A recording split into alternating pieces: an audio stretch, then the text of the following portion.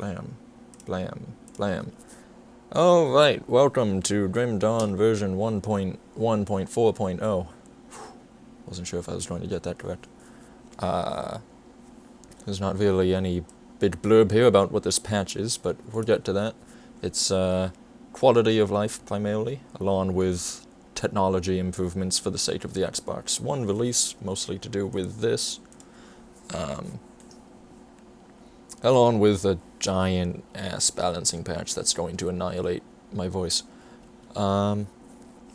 Special thanks. The team wishes to express our sincere gratitude to the modding community for not only providing our players with new content to enjoy, but also new features and utilities that they otherwise would not have access to. With today's update in particular, we wish to thank Locke and Gerda for their hard work in creating grim internals and inspiring the team to incorporate several quality-of-life features that have proven to be a staple within the player base. We hope that these now baseline features will be a boon to all of our players, primarily referring to auto-loot of components, crafting materials, and health bars. Those are two separate things. You're not auto-looting health bars. I wish. Deferred Rendering. With this patch, you can now toggle Deferred Rendering under the video options. Deferred Rendering utilizes additional graphics memory to reduce the total draws, blah blah blah blah blah. Basically, the game looks better and it plays better. It takes DirectX 11 though, so older PCs probably not going to benefit from it. It is a very noticeable performance increase, and visually it's also a great increase. It looks far more beautiful. In terms of specifics, in fights I'm probably getting 20 to 25 FPS more. Out of fights, I'm like hanging around town or whatever, or just wandering around the world, I'm seeing maybe 40 FPS improvements. It's a massive increase in performance, and that's changing all settings to max as well. It's a fantastic update, this. And this comes as a result of needing deferred rendering for the Xbox One release, which is why we got it on PC, so that's pretty cool.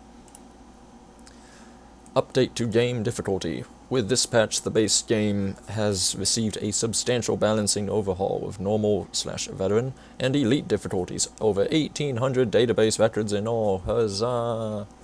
We felt that, over time, the base game's difficulty has waned significantly relative to the power growth of player characters, and even compared to the Ashes of Malmouth and Forgotten Gods expansions. We've narrowed the gap between the expansion content and the base game content, meaning that the lower levels should feel more exhilarating to play, and the jump between difficulties will be much smoother.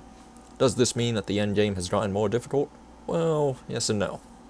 No, because we focused on balancing the early game, roughly levels 1 through 60. But yes, because we've updated old monster and boss encounters to deal damage in line with expansion enemies. All in all, the challenge should feel more consistent. So, TLDR, veteran leveling is real fucking difficult. Ultimate level 100 endgame campaign farming is also more difficult in the vanilla campaign, but Ashes of Malmouth and Forgotten Gods are untouched, pretty much. Actually, more than pretty much, I just think they're completely untouched.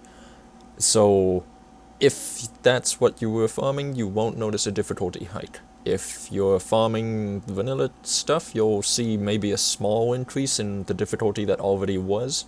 But primarily, the difficulty improvement is focused on normal veteran, and then also improving elite, so that elite doesn't feel easier than veteran, which it kind of used to, even though veteran was pretty easy. So that's that. It is much more difficult. The complaints I've been seeing actually aren't the complaints I was expecting. I was expecting complaints in playtesting this patch. The really overpowered things were enemies with lifesteal, because they got much tankier and did much more damage, so their lifesteal was way higher. I haven't really seen complaints about that. People have been doing pretty well at killing things, and not... Most of their issues are just surviving. So that's probably a good thing, that it's not, that enemies aren't too tanky, they're just dangerous. That's kind of what I would like to see in the future. Major new features. Talked about this a bit already. Auto loot for components, consumables, and crafting materials is now available. Simply toggle the option on in the game options. This should be an on. Partial components that are looted are now automatically merged with other partial components in your inventory. That's pretty cool. Kind of somewhat invalidates the necessity of the auto combine button, but you can still get partial components from bounties and quest rewards, so not entirely invalidating that button. Monster health bars are now available. To enable them, open the game options menu and select your desired settings under the HUD tab. I'm pretty sure the settings are only like display bars, display numbers, and that's it. Grim Internals had much more settings than that, and by default, Grim Dawn does not. So that's a little unfortunate. I would kind of like those settings. I've personally never used Grim Internals because I can't, because I'm a playtester and I'm not using the game version that everyone else is using. So yeah, I haven't... These settings are completely new to me. It's wonderful to have health bars for me, but I do recognize that people that did have Grim Internals, if Grim Internals, as alleged, is no longer updated, I can see it being a little unfortunate that they kind of have to make do with just this. But for those not using the third-party tool like me, it's a fantastic improvement to the base game. Game options menu has been updated with a new tab. Yay, tabs. The General tab has been split into gameplay and interface for better organization, and also because General was ready to explode with options. The craft... I'm not sure why this is considered a major new feature, but, you know, whatever. The crafting UI now has a search bar to filter through your blueprints based on name or specific stats, similar to the Devotion search. Owners of the... Why is it only the Ashes of Mammoth expansion that did this? Owners of the Ashes of Mammoth expansion now have a search bar within the stash, which will highlight items based on your parameters. Why is it only AOM owners? That's perplexing. This is both very cool. I personally haven't seen a use for this, but that might be because I just know where everything is in crafting anyways. So yeah, this is not so important to me, but it's still nice. This is amazing. That's great. Shattered Realm, Slath, Saw, Aether Gaze's Poison Pools now have a 50% shorter duration in the Shattered Realm. Fantastic. Now, if only that could apply to him in the campaign, because that enemy is bonkers stupid. Crucible, you can now select which Crucible map you wish to play, or random map, when launching the Crucible. And no one ever saw anything but Crucible of the Dead ever again. Art. Boneback Rats and Rift Hounds have received a visual update to bring them up to our modern standards, just as many early game enemies did before them. I gotta say, Rift Hound matriarchs, the giant blue ones that can heal massive packs of them and whatever else and are super tanky, they look amazing. Boss versions of these enemies also got updated, so that means Grundlepith the Hoarder, for instance, as a Boneback boss, or Kaliskar the Bone Hunter Rift Hound as a boss for that type. Those both got updated as well, and they look very impressive. Kaliskar, we were discussing in the tester chat, looks very interesting. The particle effects for Kaliskar are much different from what they used to be. Spell effects override priority has been reversed. Now the last override applied takes precedence, meaning item skill modifiers with effects updates, example Kalidor's Tempest, will take priority over transmuter visuals, example Wrath of Grivix. Okay, no, that makes sense, I'm just dumb. So, item skill modifiers, literally what it says. You get what your items give you, not what your transmuter gives you. Okay, that makes sense. Updated spell effects for many projectiles, explosions, and ground effects used by player and monster skills. You will mostly notice this with Aether Fire and Blackwater Cocktail, as well as Sigil of Consumption. Those are the big ones that I'm aware of. Updated spell effects for many toggled and activated buff skills from masteries and items to reduce blowout and improve visuals. Possession looks different. That's all I know of. There is actually one thing that... There's some buff on one of my characters. On this character, actually. It's not a toggled one. It's some proc that is creating massive blowout in this patch, and we'll get to why I have this character up in a minute. It's creating massive blowout, and I have no idea why, but I've been meaning to figure it out and report it to Xantai. So, blowout still exists, but it is slowly being purged. Updated effects for feat trails to reduce blowout. Updated effects for Flames of Ignifar and Transmuters to reduce blowout and improve visuals. Flames of Ignifar is looking good. One might even say it's looking hot. Updated effects for Electra's Flash Freeze to be a little cooler. I don't even know if cooler is the pun I would make. It just looks... It looks more explosive, frankly. There's a better shockwave to it. Updated effects for Panetti's Replicating Missile. That was a little bit teased in the 1.1.4.0 preview. It looks fantastic underground with the particles set to high. Updated effects for Rune of Calistor and Fragments to reduce blowout. I never play runes. Updated effects for Sigil of Consumption, Sigil Texture, and Transmuters to reduce blowout and improve visuals. I talked about that earlier. It's looking spicy. Updated effects for Chosen Sky Shard to reduce blowout and improve visuals. I actually haven't noticed the new Trojans, which I think is mostly because I've been playing Elemental Trojans and I've been too engrossed in the purpleness to recognize that other aspects of the skill may have changed. I haven't noticed updated Trojan stuff. That's neat. Updated various basic damage effects. Sure. Animation. Adjusted female idol poses to improve posture and remove issue with loincloths sticking out strangely on armor, and the Discord is in an outrage about this. But it's a good thing. The female model no longer has a broken back. I'd say that's a pretty good thing. Tech fixed several issues that caused monster health to desync in multiplayer, i.e. client would see less/more health on a monster than it actually had. I feel like last patch, I would have to look this up. Last patch tried to address the issue where monster health was getting desynced in multiplayer and getting stuck as a result of that. I don't know if this is remotely similar to that. I don't recall health desync in terms of values, like two people seeing something different with both values changing. I don't think I've ever seen that. That is an interesting scenario.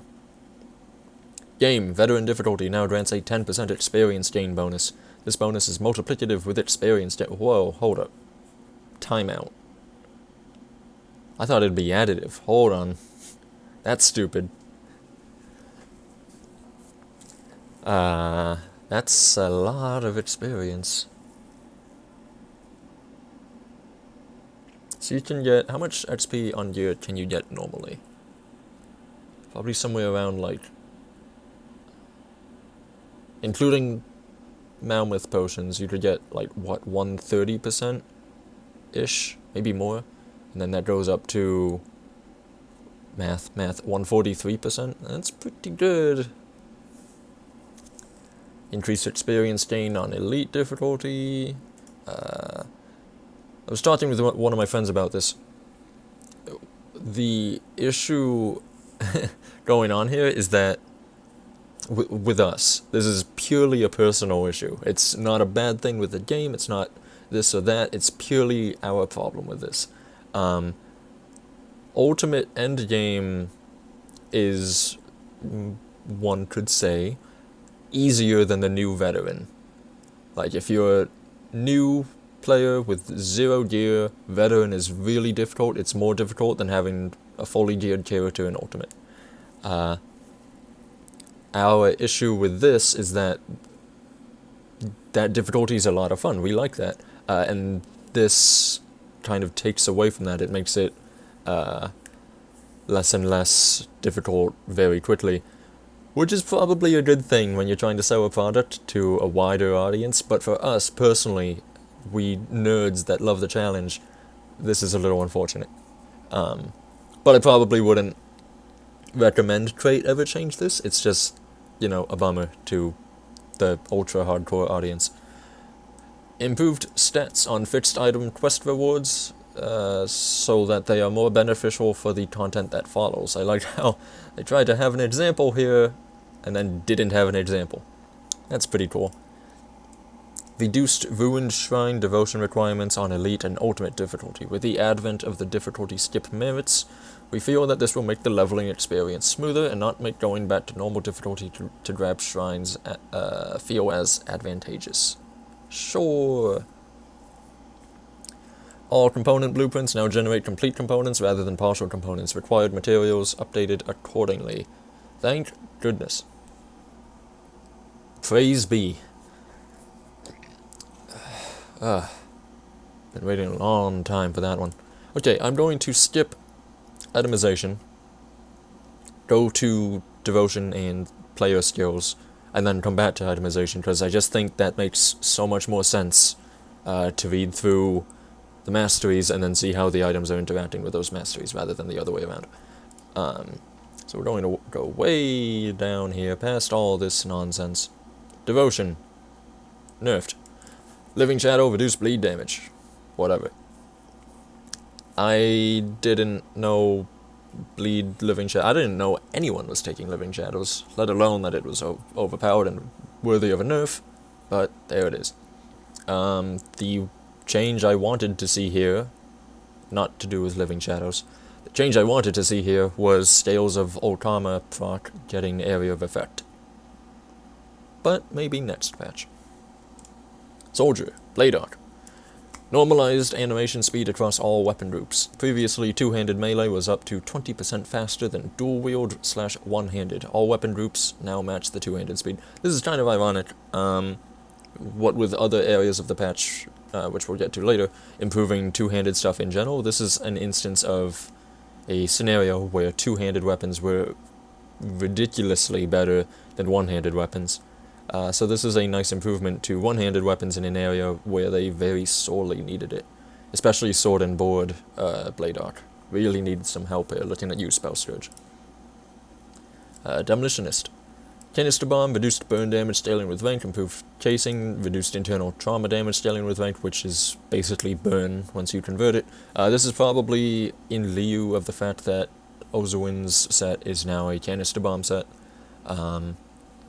Probably just a little bit of toning that change back in accordance with the set, which some people could rightly make the argument that the set should be toned back and not the base skills for people that don't have the set, but it goes a little bit both ways, and I don't think it necessarily hurts to do both in moderation. So rather than dumpster one skill or the set, you instead tone back just the skill a little bit, and then tone back the set a little bit, and arrive at the same balance without invalidating either one. And I think that's generally Crate's approach to everything. Flash Bane increased base chance of confuse to 33%, and reduced its scaling such that it returns to its original value by rank 12. Sure. I don't think confuse is quite why people go Flash Bane. Mortar Trap, reduced damage scaling with rank. That's a Pyron nerf. Again, going back to the set thing. Pyron, not Dadrolon anymore, but there is another set that's Mortar Trap focused, and I can't remember what. Mostly Pyron, I think. Increased damage scaling with rank. Slow now scales with rank. I kind of like this. That was kind of my big annoyance with it.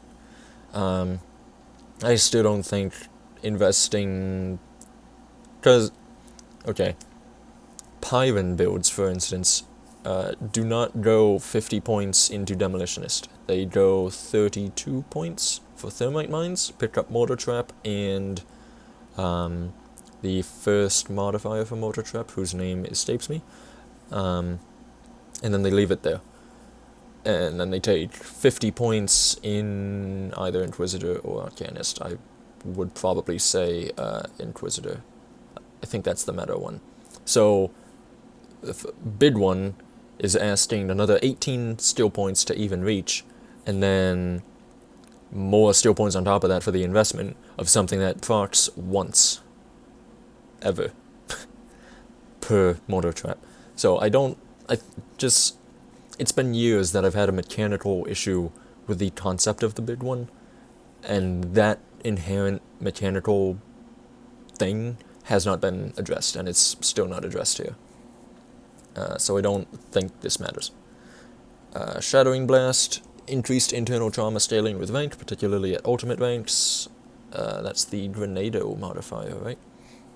The last one. Pretty nice for conversion purposes.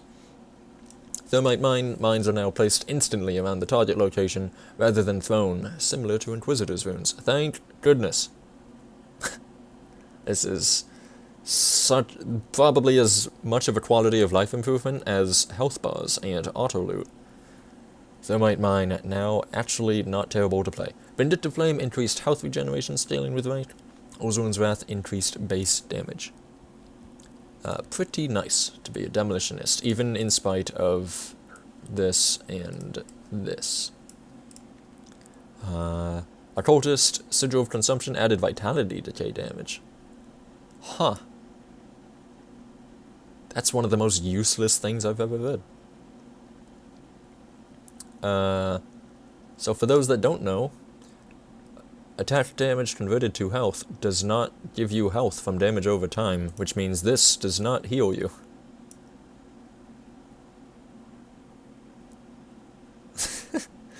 What's the point? Increased fire damage scaling with rank, particularly at ultimate ranks, added % vitality damage to destruction, the modifier for Sigil consumption. Sure. I'm trying to remember. I feel as though fire damage scaling with rank. I feel as though most skill modifiers convert the chaos, and then you use global conversion to convert the fire. So this is maybe valid, since the skill modifiers are usually 100% and your global conversion is usually less than 100%, so this is kind of a nice fix to getting less vitality from fire than you would from chaos. But perhaps I'm just reading too much into it, and it's just overall a slight quality of life improvement to destruction on a standalone level without gear. Nightblade. Armor Master's Blade Burst increased Frostburn damage scaling with rank, particularly at ultimate ranks. Wasn't that recently nerfed? And they're kind of just undoing it now? I've always liked ABB for its Frostburn damage leveling. I think it's what makes Nightblade surprisingly effective to level with, combined with Veil of Shadows and Night's Chill. Armor Master's Quick Cut increased base damage to 70%, base percent weapon damage to 70%, and adjusted scaling such that it returns to its original values by rank 8. I asked Xantai about this, and then tested to confirm, about whether that reduced scaling such that the base is higher and it comes to its original value by rank 8. I asked whether that reduced scaling implied that it had worse scaling into ultimate ranks. It does not. It's a net buff in ultimate ranks, which is pretty nice. Blade Spirit. Reduced bleed damage scaling with rank. Sure. Frenetic Throw. Increased % weapon damage penalty to minus 55%. Sure, whatever. I do know there were a few, I don't know if I'd say overpowered, but overperforming Frenetic Throw builds, so that's not surprising that it got hit. Lethal Assault reduced acid core damage scaling with rank by 252 by rank 12, 116 by max ultimate rank. That's a little unfortunate, but not unforeseen. Shadow Strike, this is surprising. actually just, like, this is surprising.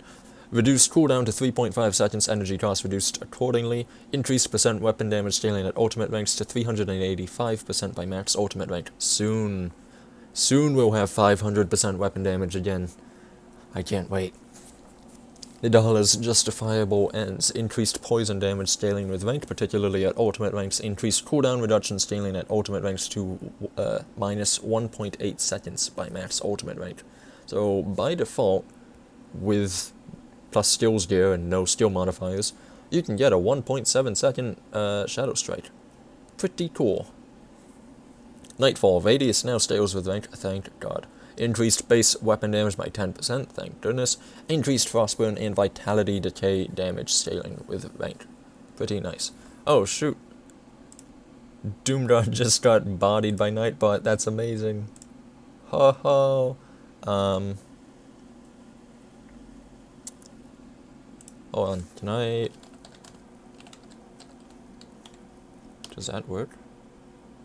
No.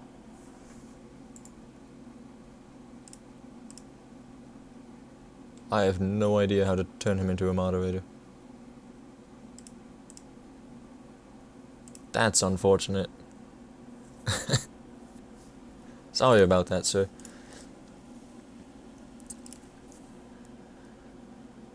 Oh, slash. That makes sense. It doesn't, but it does.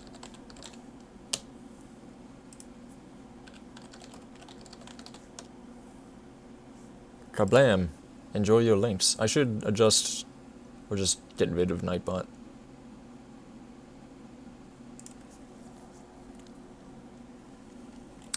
Shaman. Primal Strike, reduced base energy cost by 10.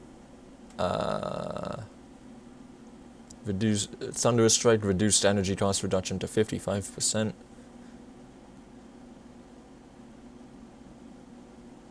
Both of that is sort of perplexing. Like, why buff it on the base skill to then nerf it on the transmuter? I don't know. I'd have to do some of the math on that, and I'm too lazy to. Torrent. Increased minimum lightning damage by 20, increased base percent weapon damage to 18%, and reduced its scaling such that it returns to its original value by rank 12. So in general, a buff to Torrent, I think. Although I'm pretty sure you at least soft cap Torrent, so I don't know if this second part really matters. I don't think you try to overcap it unless it's very easy for you to do so, so I don't really know how much this applies. I also don't think you leave it at 1 point. Wendigo Totem, increased duration to 15 seconds, reduced base energy cost by 10.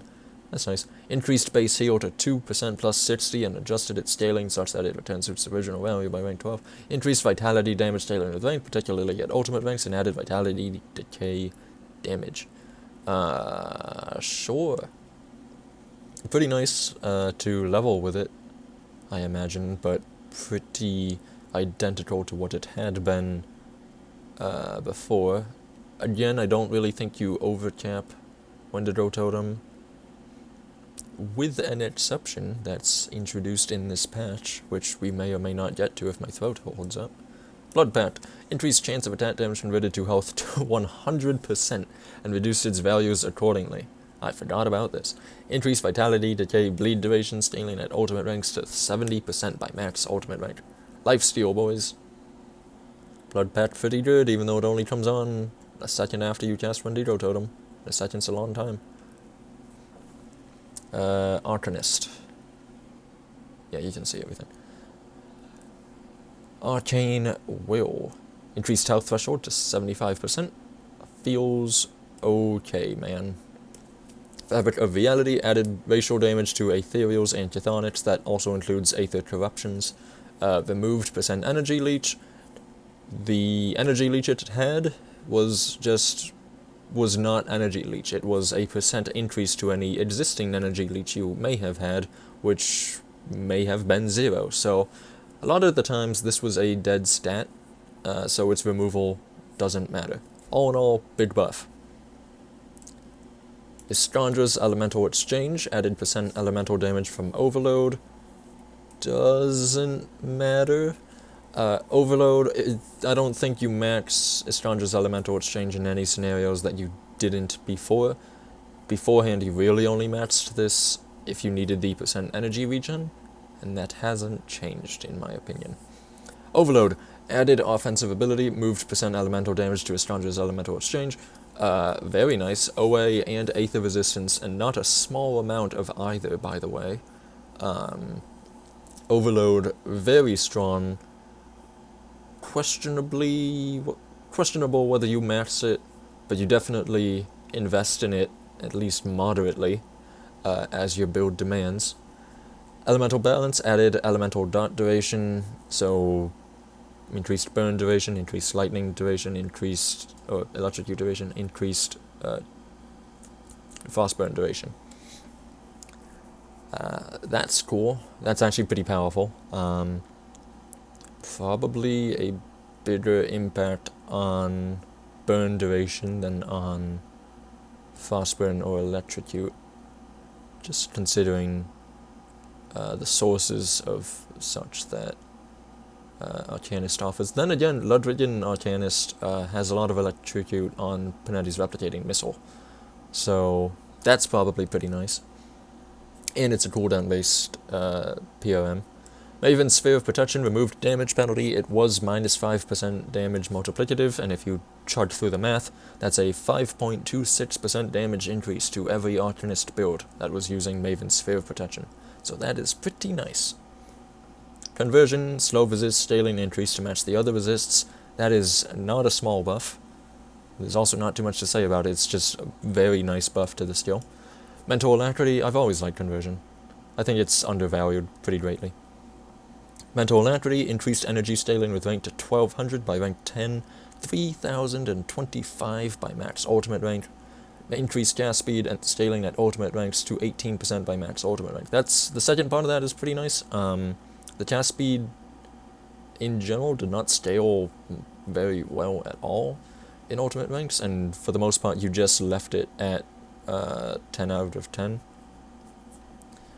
There was another streamer, Wrecked by Protoss, I was watching earlier today, and he mentioned how, what with this, literally anyone can now cast Aether Ray. That Arcanist just gives you so much energy to work with that the regen part of it doesn't necessarily matter too much. I need a drink. Cool. Okay. Butler's Power, increased Aether damage scaling with rank, added chance of stun retaliation, removed burn duration because it got added here. This is a buff to Aether battle mages that aren't played, and this is a buff to, well, bad Arcanists. This doesn't matter. In the grand scheme of Arcanists, I don't think this change helps Reckless Power or the Mastery. It doesn't hurt it by any stretch of the imagination, but it's not what it needed. Inquisitor, Infernal Purge. Increased % crit damage scaling with rank to 50% by rank 12, 70% by max ultimate rank. That's on par with Destruction, which is fitting considering they're both for chain-old skills. Rune of Hagarad, reduced point-blank damage penalty to 25% from, I believe, 33%. If not 33%, it was 28%. Either way, that's a buff. Reduced in this situation is a buff, because it's a damage penalty. Yeah, you get it. My chat is smart. They know what's up. Necromancer. Harbinger of Souls added vitality damage. Makes it questionably usable in some scenarios, but I still think Master of Death is just better. Offensive ability and % defensive ability is pretty good, it turns out. Oathkeeper. Ascension. Reduced % all damage to match the % all retaliation damage. That doesn't matter. I mean, yes, it's a nerf. I don't think you were using Ascension for the, 212% all damage that it gave you. You were using it for the damage absorption and the bonuses offered by Clarity of Purpose. So, I don't think anyone cares about that. Celestial Presence. Reduced radius scaling with rank to 4.0 by rank 12, 4.5 by max ultimate rank, reduced percent resist reduction to 30% by rank 12, 40% by max ultimate rank. That's pretty whatever. This is a Boro Monopoly change. There's no way I pronounced that correctly. That's his change. He had a hard-on for nerfing Oathkeepers for some reason. I didn't agree with it. I don't think it's the biggest thing in the world that it happened. I advised against it. I don't like this change, but I don't think it is going to kill the mastery. So whatever. What I dislike about this change is the precedent it sets, in that the major argument for why this should lose its 5% resist reduction was because it was basically resist reduction with 100% uptime, because it was a passive aura around two things that you could summon and just leave there. However, it was the same amount of resist reduction that Thermite Mines offers, and what with the quality of life improvements mentioned above with Thermite Mines, that this perhaps now sets a precedent where Thermite Mines should be nerfed as well, because you can instantly get them out. They have the same relative application of resist reduction with the same relative uptime. They're almost as equally fire and forget as the Celestial Guardians, and I don't think Thermite Mines should be nerfed. So, extrapolating back from that, I don't think this should be nerfed, but whatever.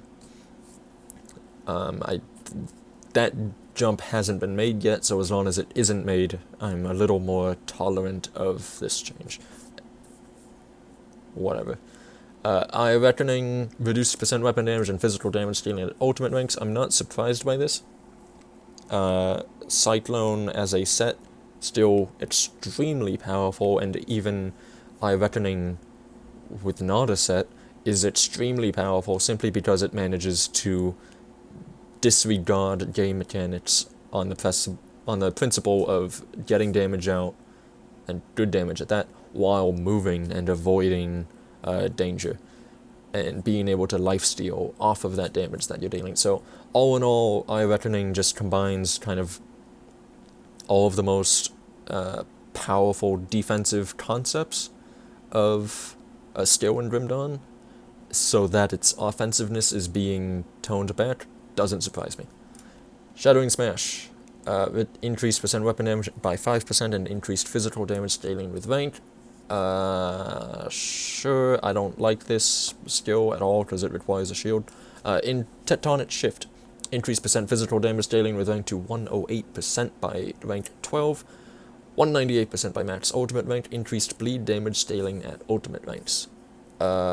Sure, the percent damage on it always looked a little low to me when we were testing Oathkeeper, but I didn't think to bring it up because it wasn't the biggest thing in the world. But yeah, this makes sense to me. Yada yada yada yada yada yada yada yada yada yada. Atomization. Okay, here we are again. Another drink for this one while I read chat as a Doom God screams at me about resist reduction.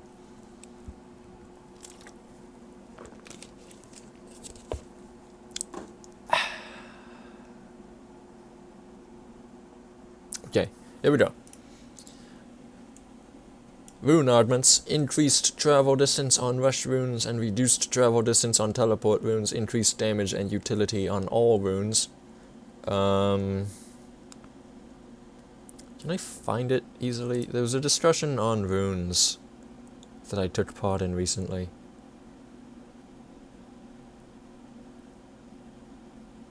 No, it's too far back.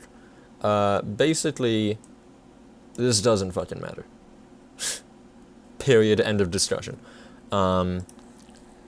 Chat wants to know, what is utility in this context? Utility would be OA, DA reduction, fumble, lifesteal, that sort of stuff. None of this matters. What makes runes strong or weak is how quickly they come out, how I don't know how to phrase this, how slowly they let you return to your other skills. The reason why that's the case is because they're not spammable. This isn't Path of Exile. You can't just zip across the map instantly by repeating the movement skill over and over and over again. So that's ruled out. The travel mobility aspect of runes, inconsequential. So this instantly doesn't matter. Likewise, this instantly doesn't matter. Runes don't really deal much damage, but tend to leave you in such animation lock, thank you chat, after applying the damage that the damage they dealt doesn't really justify what comes of it, what comes of using the skill, and neither does the utility. Teleport runes break all of that, and that's why they're kind of quote-unquote the best, in particular Rune of Displacement. Teleport runes instantly move you from one place to another. Where they put you, you have no, to steal a fighting game term, they have no landing lag, for instance. They have no animation lock upon their arrival. They actually do, it's just very small, basically negligible. And you can instantly return to what you were doing after using a teleport rune, meaning you can avoid some dangerous attack or get out of a pack of mobs that surrounded you and instantly return to doing whatever you want to do against those enemies. And that's why teleport runes are so strong. The fact that, say, Valio's Might, for instance, it begins very quickly, but it doesn't end that quickly. There's a little animation where you're thrusting your shield or book or whatever forward, sort of in a stabbing attack as you come out of Valio's Might, and that animation lock isn't helpful. It just kind of makes you sit there.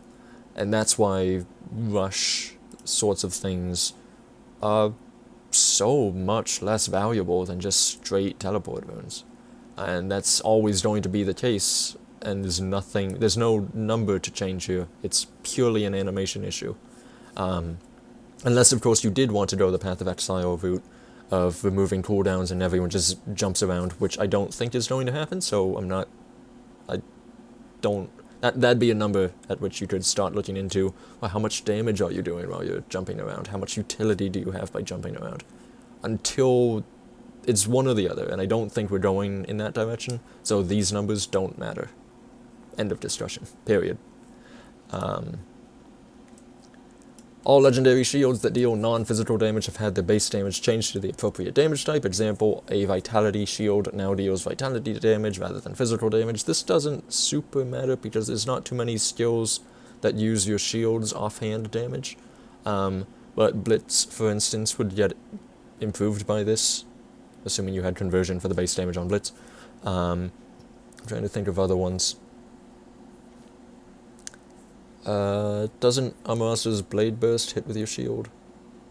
No, it used to, it doesn't anymore. Yeah, there's some few edge cases where this matters, but in general, not really. Annihilation.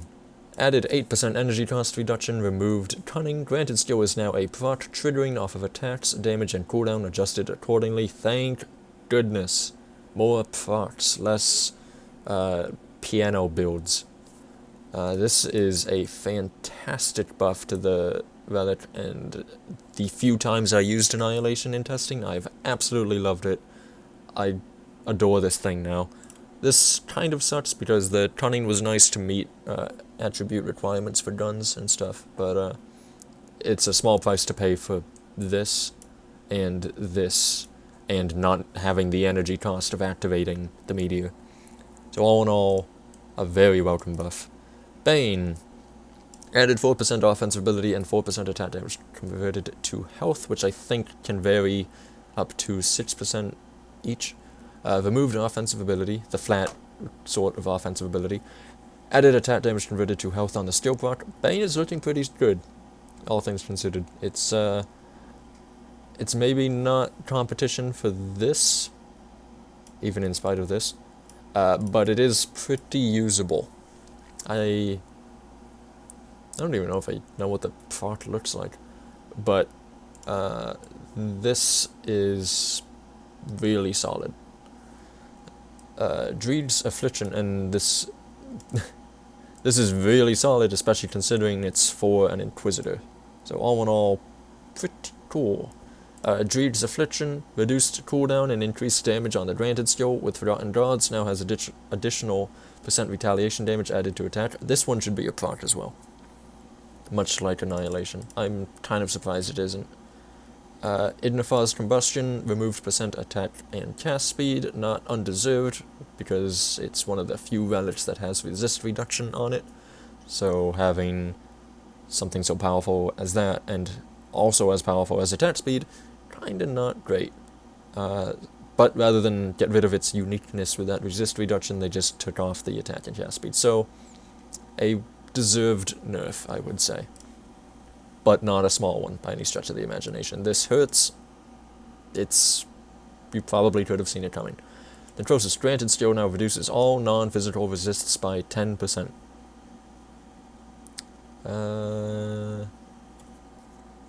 This was the Vitality one that didn't reduce Vitality resistance, right? So that's pretty nice. Nemesis, increased defensive ability reduction applied by the pet to 150. I think it was 120 before, so that's 30 more DA reduction, or about probably 0.2 or 3% chance to crit. Pretty nice. Oblivion, granted skill is now spammable, values adjusted accordingly. I know I meant to test this in testing, but I never did. All I know about it is from other people. They think it's pretty whack, and that'd be my interpretation as well. Which is a little unfortunate. I already used Oblivion back in the day. I remember one of my favorite personal goals or quests or whatever was to craft an Oblivion relic for every single racial damage type that it could offer, just because I liked using the relic as a whole. So I'm going to cross my fingers and hope that the new version of it is still to my liking, because I liked what it was. Ouroboric's Reaping, increased damage on the granted skill, pretty whatever. Udol's Hunger, increased damage on the granted skill. I wonder at what point, and how strong this needs to get before it's disgustingly overpowered and everyone is using it, because being another spin to win skill, it could very easily get there. Blaze Rush, increased % attack speed to 22%, replace bonuses and modifier for Grenado with support for Flame Touched. That makes a lot more sense. Bloodborer, increased % attack speed to 18%, replaced pierce damage with bleed damage, increased bleed damage modifier for Storm Spread to 120. Replaced pierce damage modifier for Phantasmal Blades with an 8% weapon damage modifier.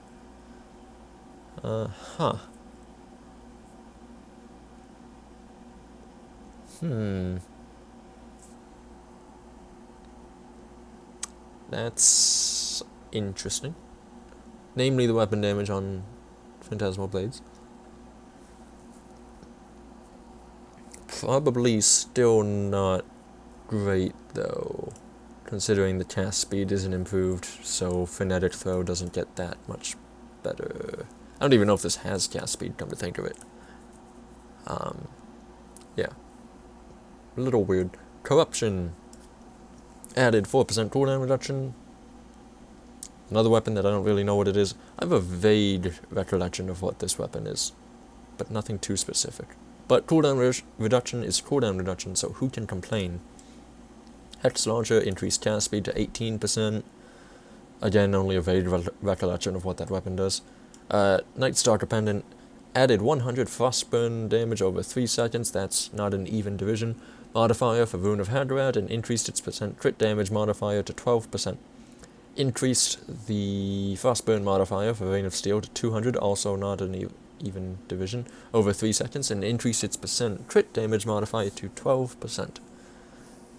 So 12%, 12%, 100, 200. Clearly, Vein of Steel getting the big buff here, especially given that this will be further reduced by the point-blank damage reduction of Rune of Hadrad.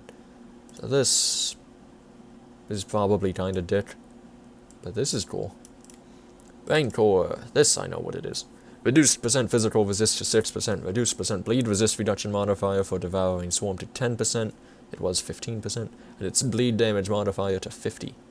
Increased bonus to Shaman skills to +2, and reduced bonus to Devouring Swarm to +2. So this evens out on Devouring Swarm, but all in all buff to Shaman skills in general.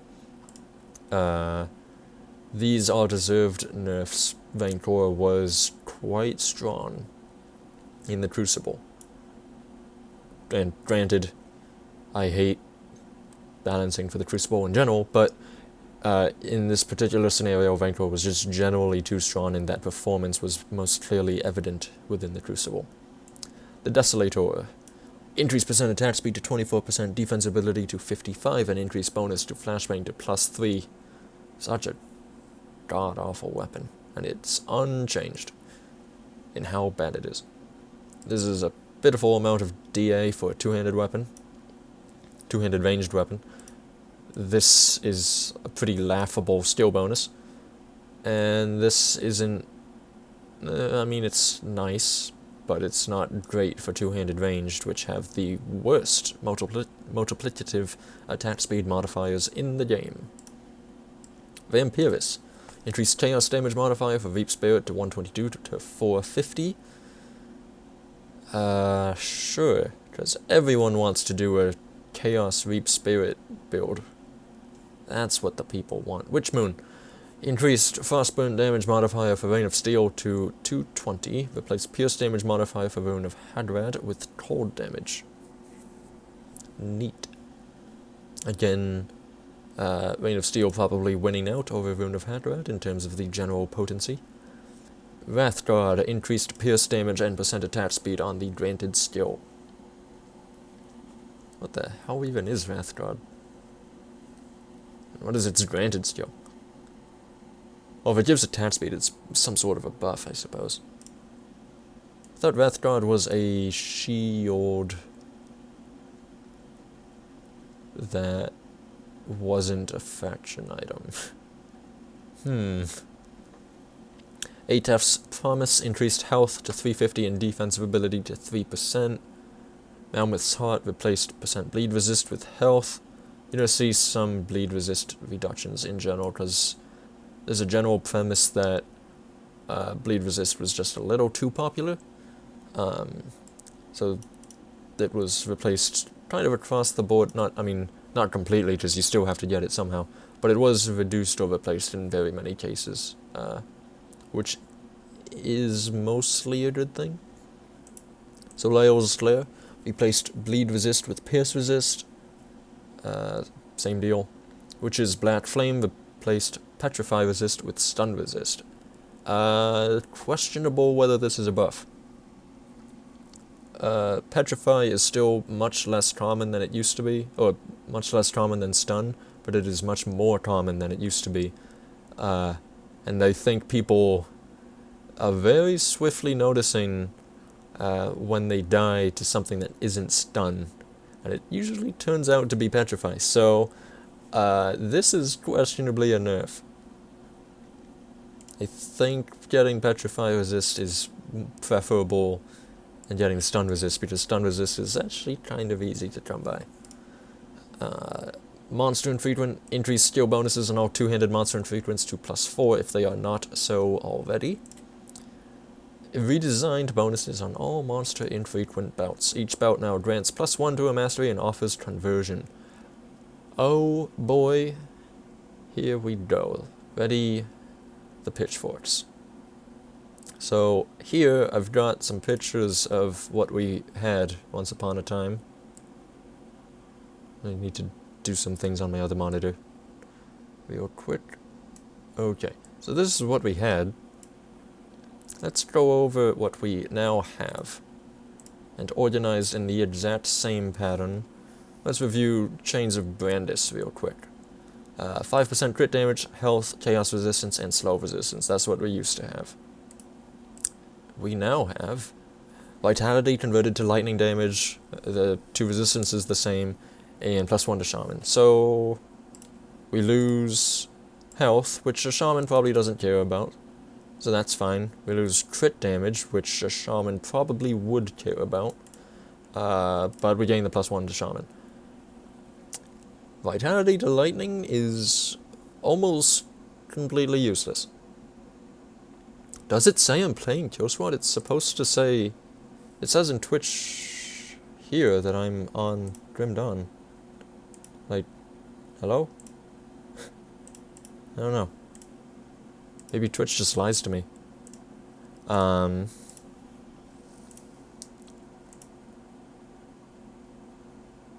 You broke my train of thought. How dare you, Protoss?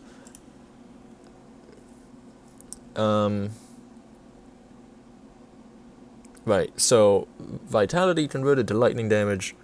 There's some... Okay. Let's back it up. Let's tell a story. It's story time. We got these changes for the Monster Infrequent bouts. We as testers got these last night at 3 AM.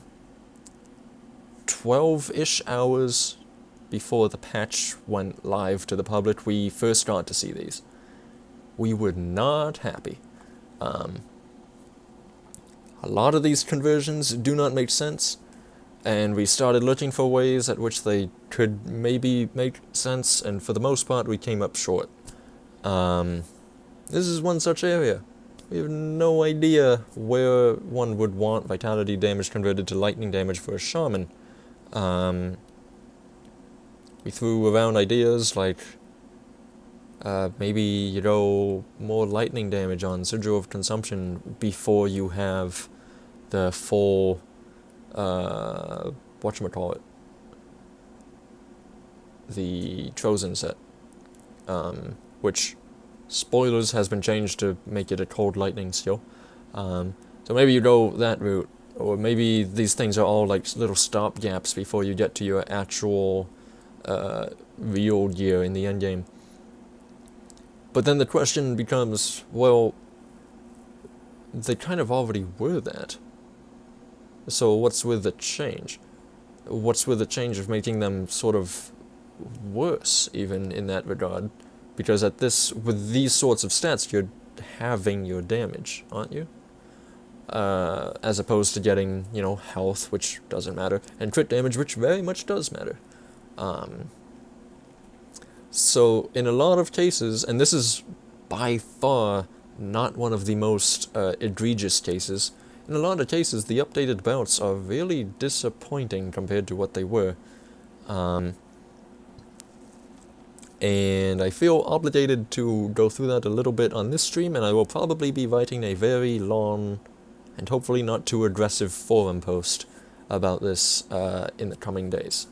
But suffice to say, as a whole, before we even get into everything, Sino is not terribly happy about this, and you can look on his face here.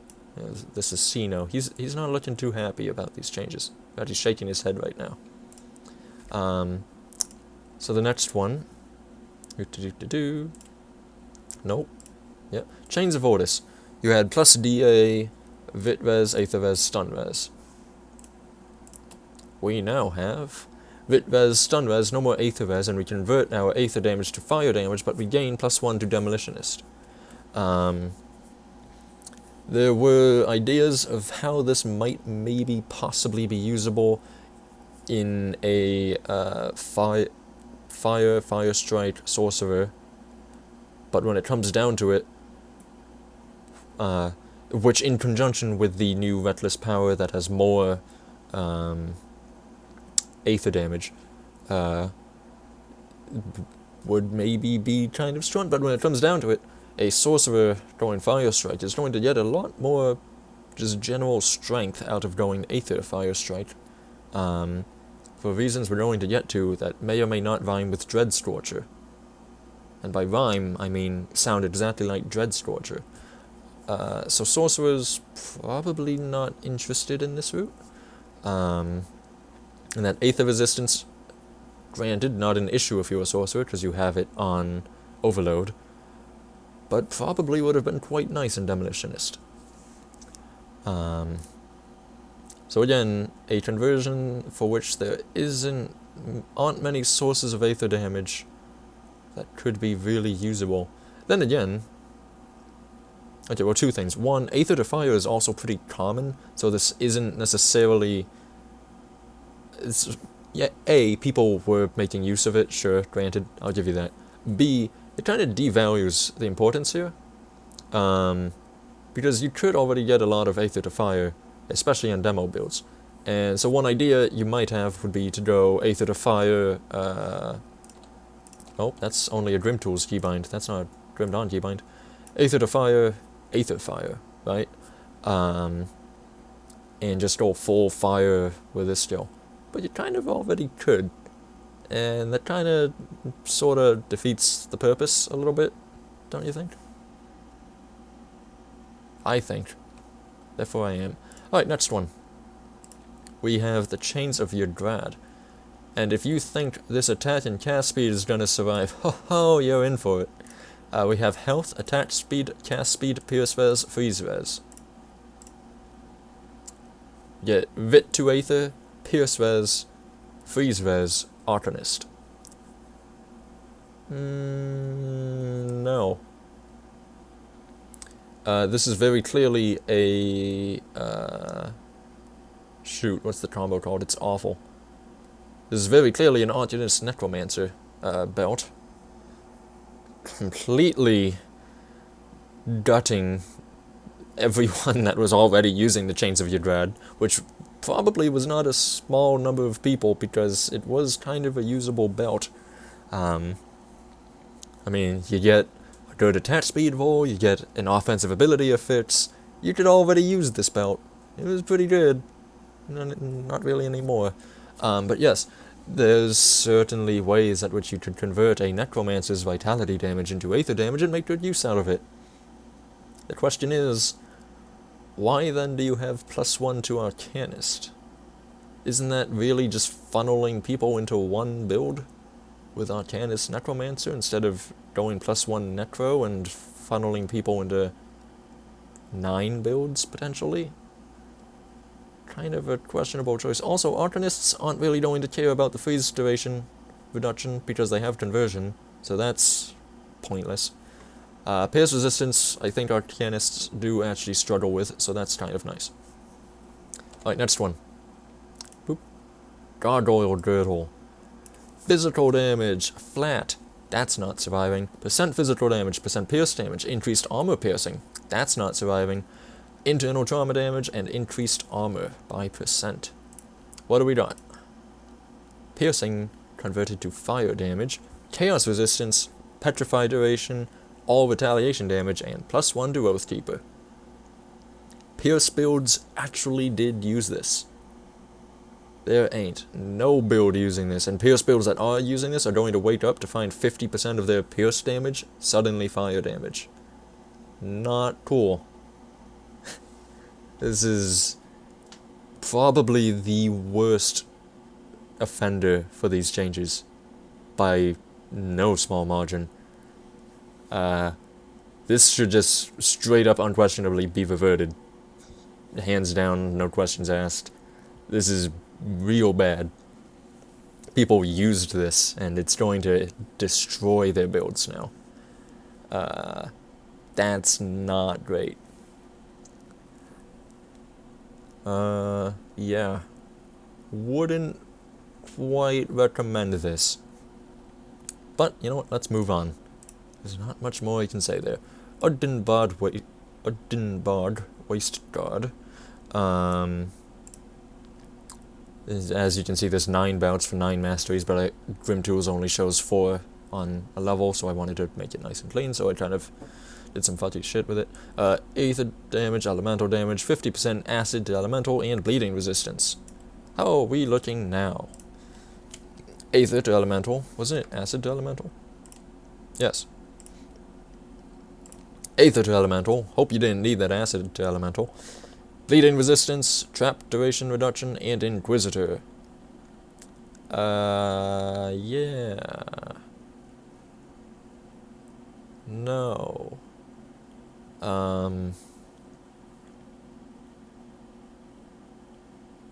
I don't...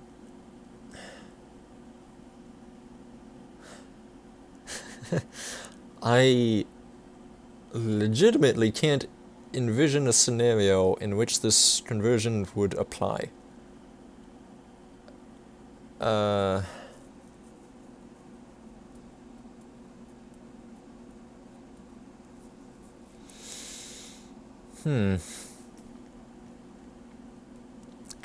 So, you know, on the front of it, maybe you go Bonemunder, because Bonemunder is Aether Elemental, Inquisitor, Necromancer sort of a thing. But the Aether version of Bonemunder is kind of just better. You don't really want to... And this doesn't change that balance. You don't suddenly get... It's hard to explain. Bonemunder was better not because it had so much flat Aether just sitting around. It was better because the resist reductions offered for Aether was so wildly better. Elemental Bonemunder, not great for sort of that reason, and this doesn't magically solve that.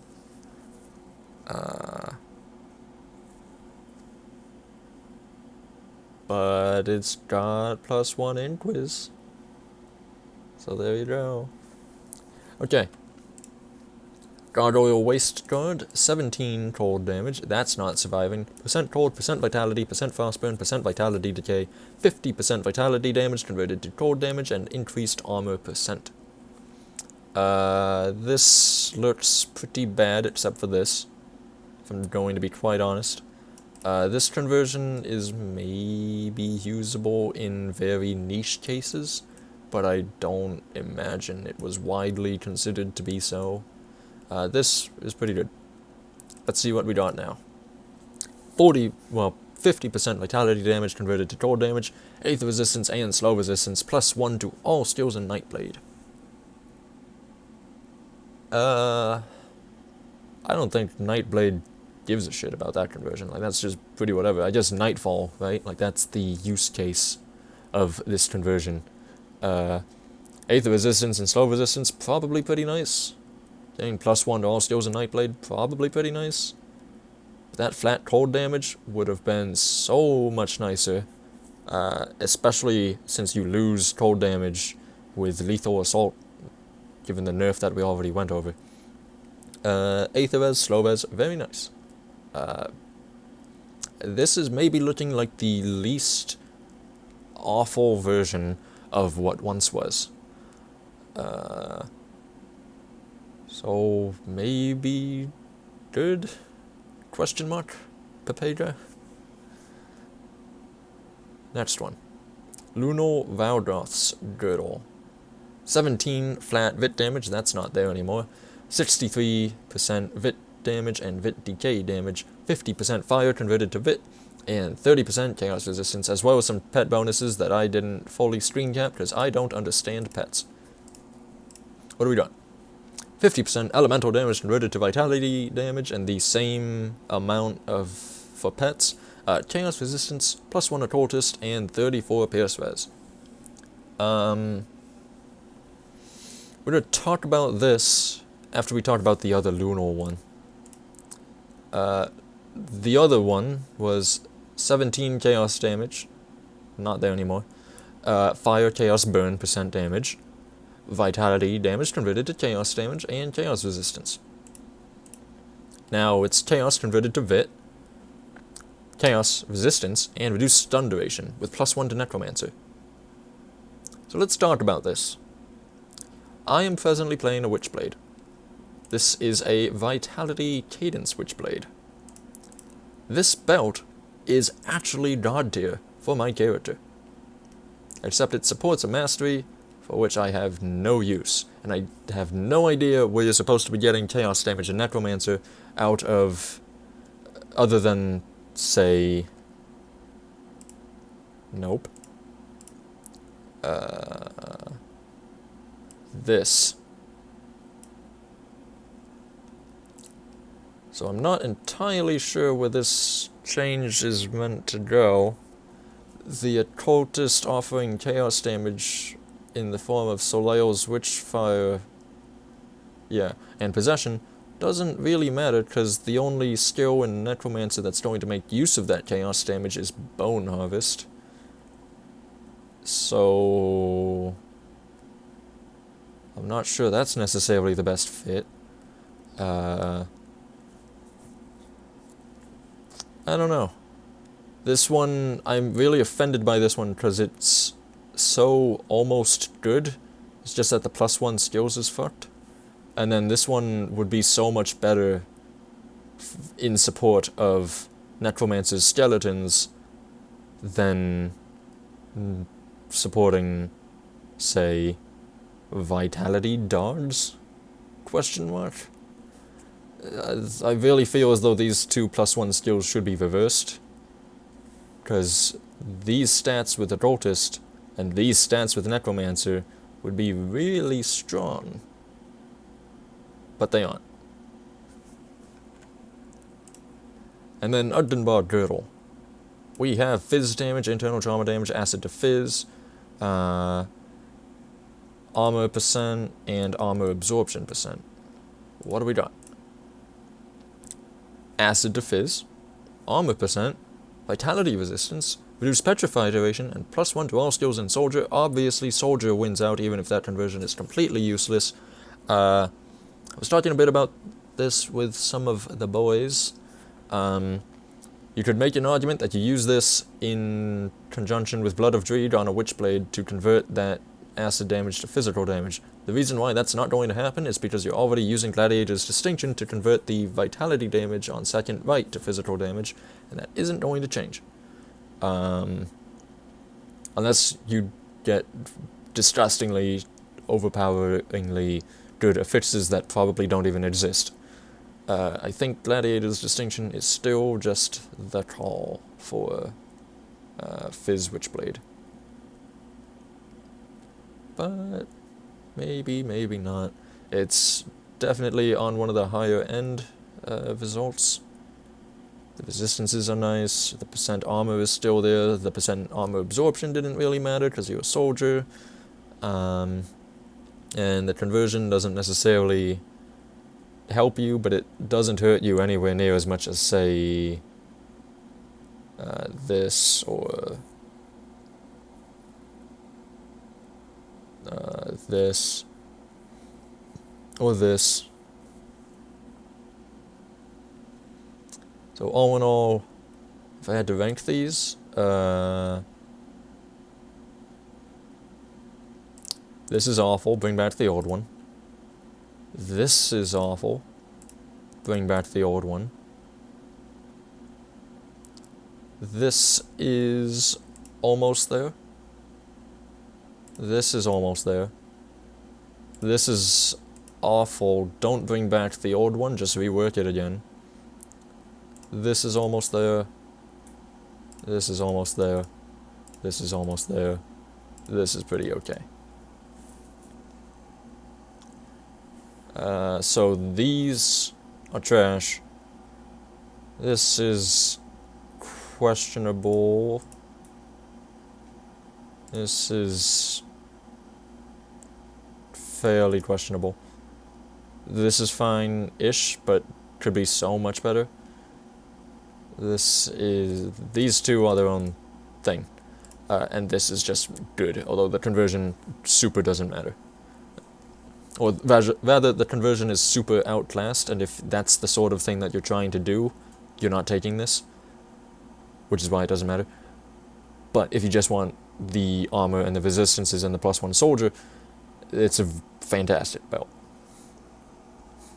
So yeah, this wins. These don't. These need some additional thinking. And that's my Patchnotes analysis of the new monster infrequent bouts. Moving on. Alcamos' Scythe added 15% chance of 100% cooldown reduction modifier for Blitz. That is some wacky shit. Alcamos' Warsword added 15% chance of 100% cooldown reduction modifier for Valu's Might. Increased percent of fire dealt as cold modifier for Pneumatic Burst. And added a 32 cold damage modifier for it. Ugh. Two-handed Pneumatic Burst, get me out. You don't know how bad that feels until you've played it, but it feels bad. But Basilisk Train added 100% of physical doubt as acid modifier for Aegis of Menhir.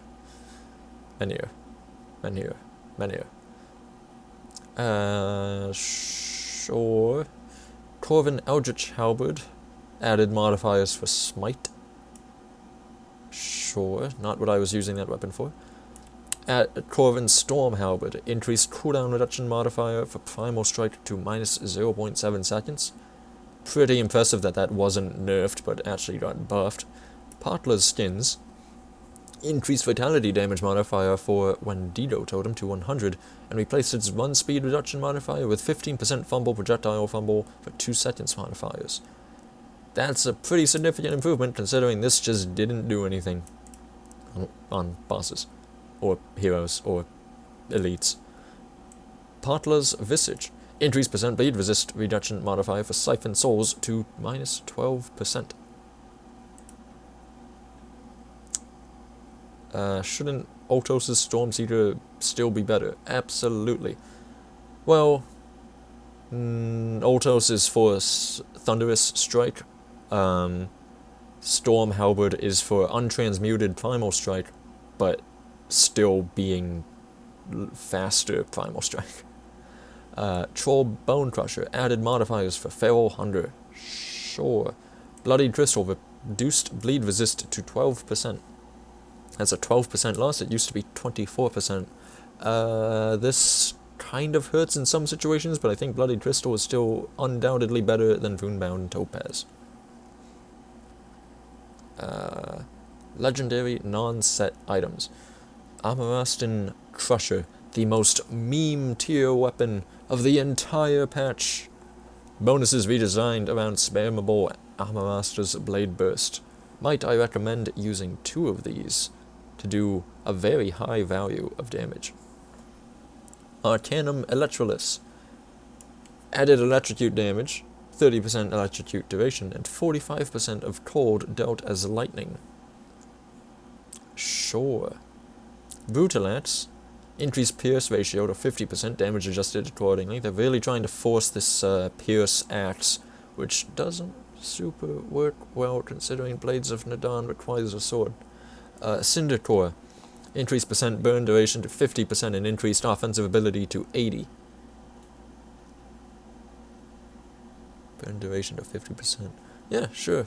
That'd be pretty good if the Yozuin set didn't have a two-hander. Cinderplate Girdle, added 3% offensive ability and increased percent crit damage to 7%, reduced cooldown on the steel proc, all buffs. That's pretty solid. But it's not a +1 belt. I don't think. I'm like 80% sure that's not a +1 belt. Conduit of Night Whispers added 100% of acid dealt as lightning modifier to the Lightning Shadow Strike variant. We're going to get to Lightning Shadow Strike a little later. But it's pretty good. By pretty good, I mean pretty meme. Conduit of Undying Whispers, updated Blight Fiend variant to be Vitality themed. New pet colors, looking pretty good. Mythical, Covenant of the Three. This Mythical is signifying that it's only adjusting, obviously, the Mythical version and not the non-Mythical version, because there's 2. Covenant of the Three, increased burn, bleeding damage, and defensive ability reduction on the skill proc. Sure. I still think this is one of the worst helmets in the game. Crimson Spike, reduced pierce ratio to 10%, that's a buff. Damage adjusted accordingly, added 13 vitality damage, also a buff. Pretty good improvements to a weapon that was already undervalued. Death Guard Sigil, updated skill proc to have more appropriate damage types. I'm happy this happened, because the Death Guard Sigil is an acid thing, and its proc was blue, which was so confusing, especially when you were fighting the ghost crabs in Ashes of Malmouth, because they die and release kind of a blue mist, which you confuse with your own blue mist, so you have no idea what's safe and where you want to pull enemies. It was awful. Trust me, I've been there. I invented Death God Reaper. Mythical, Decree of Aldrich, increased cooldown reduction modifier for devastation to minus 1.2 seconds from minus 1 second. I'm sure this will be noticeable to someone. Dracaris, added +2 to Flame Touched, removed +1 to Hellfire Mine, increased % chance on kill for the steel part to 100%. That is a big pet buff. Very big buff to pets. Primarily to do with Defilers, Flame-Touched Fire Skeletons, which is exactly why, for instance, I would have loved to have seen this support Necromancer, but alas, I did not design these. Dread Scorcher now deals pure Aether damage, damage adjusted accordingly. Increased bonus to Inquisitor and Arcanist skills to +2, conversion replaced with fire dealt as Aether. The skill modifiers are unchanged. All in all, pretty dang PogChamp. Mythical, Eldritch Gaze, increased burn, bleeding damage, and defensive ability reduction on the skill proc. Much better than this one, but still pretty bad. Ember Core Shoulder Guard added flat fire damage, PogChamp, 3% attack speed, PogChamp, and 25% of lightning dealt as fire semi-pod. Increased burn damage on the skill proc, removed physical damage. Neat.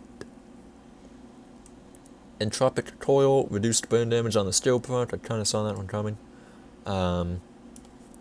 Farath's Cube, increased % crit damage to 12%, offense ability to 4%, and % health, that's a lot of percents, to 4%. And increased cold damage modifiers for Flames of Ignifar and Panetti's Replicating Missile to 82 and 60, respectively. Whew. Pretty nice buffs for a very cool looking item, pun intended. Fate Weaver's Mantle, skill proc now activates at 45% instead of 45% health instead of when crit. Cooldown adjusted accordingly. This isn't a Doom Guard change if I've ever read one. Fiend's Resolve, updated skill proc values, kind of deserved, kind of falling behind the other flat absorption shields. Gavel of Ravenous Souls, replaced conversion with 45% of fire dealt as physical.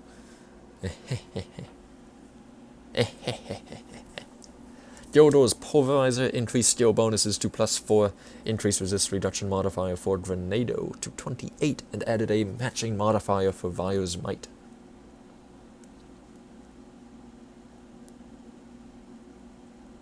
You know, I'll tell you something. Using Grenado to apply resist reduction feels so bad. It is. That just doesn't jive, okay? Go ahead and play that, and see how much you like trying to get resist reduction from your Grenados. It's not fun. If it's also 28 resist reduction on Vire's Might, though, that's pretty dang good. Gut Smasher, increased bonus to soldier skills to +2, and in skill bonuses to +4, increased % attack speed to 24%, and increased % health to 8%. Increased bleed damage modifier for Eye of Reckoning to 210%. My only hardcore build is very happy with this change, let me tell ya. My Gut Smasher Warlord was already looking overpowered. And now it's even stronger. It can go even further beyond House Scourge. Increased offensive ability to 70, increased all resist reduction modifier for sigil consumption to 22, and increased damage on the skill proc. Sure. I don't think you're using House Scourge, but sure. Horns of Korvac added Petrify and % elemental damage reduction to the skill proc. Oh, okay. Cooldown reduced on the high level version. Neat. I was wondering whether they added Petrify resist, and I got very confused when I read this. But no, it's not Petrify resist, it's just the proc petrifies enemies, which is actually surprisingly usable. Petrify is almost as uncommon for enemies. It still doesn't work on bosses at all. But enemies in general have about as uncommon Petrify resist as players do. So Petrify pretty good when you can get it, and pretty good as a resist when you can get it. Judgment of Empyrion.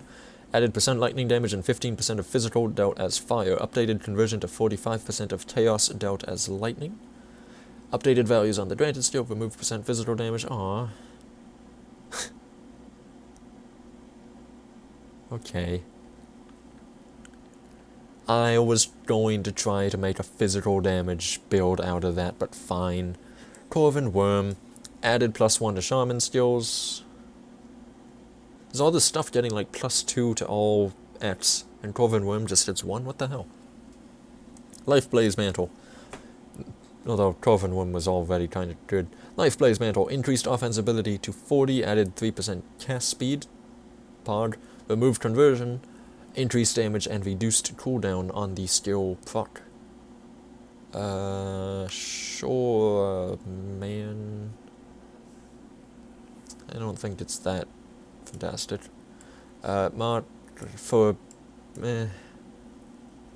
Actually, really the highlight of this skill kind of was the conversion, so now that that's gone, this is all pretty mediocre. Mark of Consumption. Reduced % attack damage converted to health modifier for Phantasmal players to 4%, and its bleed damage modifier to 40%. I think that's less to do with the item itself being overpowered, and more to do with the fact that Frenetic Throw was a little on the high end. Obviously, you know, this is the item itself being nerfed, but I think it's very intentionally being so for the sake of the potency of Frenetic Throw. Not that that necessarily matters for the end user, but the intention here does make a lot of sense to me. Mythical Abyssal Mask. Added 4% at cast speed. That's not what that item needed, being as that item is a bloody parts item which doesn't care about cast speed. Mythical Adversary. Increased bonus... What? Increased bonuses to class skills to +2. Okay. Reduced bonuses to improved casing and Shattering Blast to +2. I assume that's a general buff, but the same for improved casing and Shattering Blast. It's a weird wording. This one stood out to me. Aldenar's Vanity. Mythical. Increased offensive and defensive ability to 130, flat, each. Good God. Sorcerers are back. Like, what the hell is this item now? Resist reduction proc, infinite offensive and defensive ability, cooldown reduction. Oh wait, no, it's not resist. That's Warpfire. I'm getting confused. Cooldown reduction proc, which is even stronger. Infinite OA and DA. What do you want from this thing? It's amazing. Mythical Amatox Step added 26 Aether resistance. Sure, man. Mythical Anderos' Amplifier, reduced fire damage modifier for Mortar Trap to 55, that's a Pyren nerf. Mythical Arcanum Electrolysis, added kind of similar to what we've had above, added Electrocute damage, 120% Electrocute duration, that is a lot of duration. 45% of cold dealt as lightning and increased offensive ability to 90. Bane of the Winter King, Mythical, increased bonus to Shaman skills to +2. Always nice to see Winter King improvements, because that's a neat little combo of items. Mythical Basilisk Claw, added 12 acid damage modifier for Blood of Drake. Ugh, that's so bad. And increased its cooldown reduction modifier to minus 2.5 seconds, no one cares. Added 1200 poison retaliation over 5 seconds modifier for Blade Barrier, and increased its cooldown reduction modifier to minus 2.5 seconds. Okay, everything up until, like, here was super meme. That's pretty good. Where am I? Mythical Blood Orb of Chthon, added 550 health and +1 to Shaman skills, added % elemental damage bonuses. No. Added % damage bonuses to the granted skill. Tell me why a Shaman wants chaos damage, but health is always nice. Mythical Bloodsong, reduced, hold up.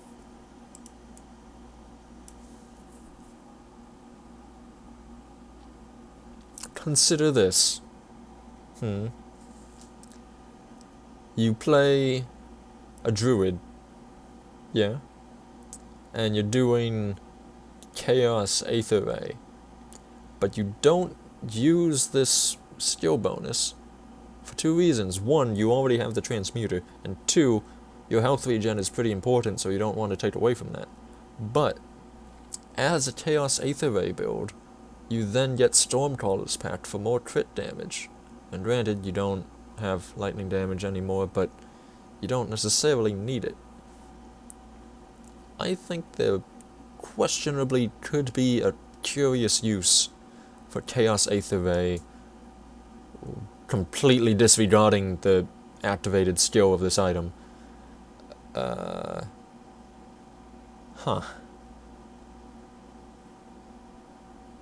Sounds like a pretty good meme, if you ask me.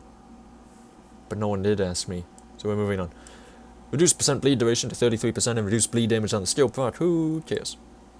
Mythical Bone Shatter Treads. Someone probably cares if that item got nerfed. Mythical Bone Shatter Treads. Chat wants to know who plays AAR without a shard. The answer is people that have the amulet that also gives you lifesteal. Mythical Bone Shatter Treads. Increase percent physical resist to 4% and bleed resist to 28%.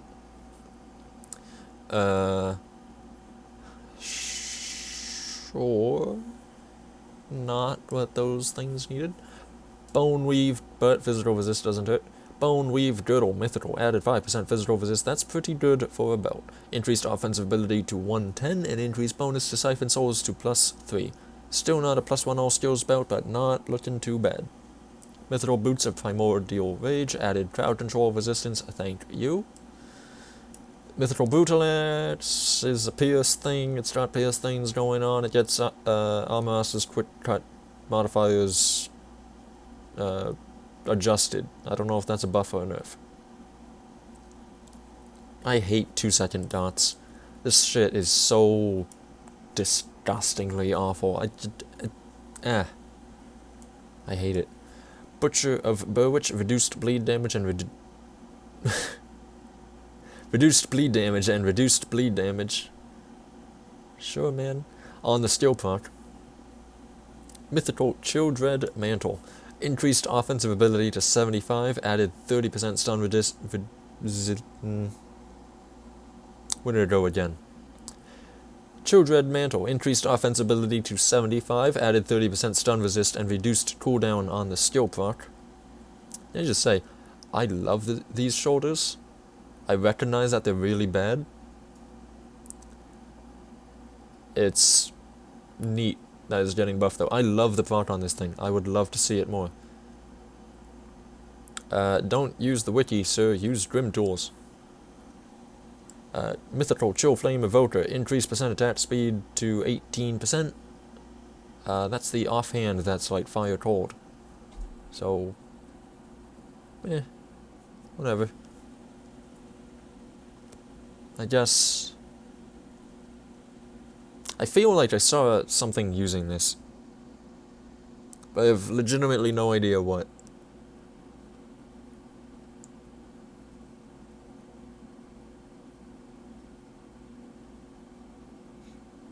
I can't really picture a scenario in which you care about attack or cast speed, and at the same time are using an offhand.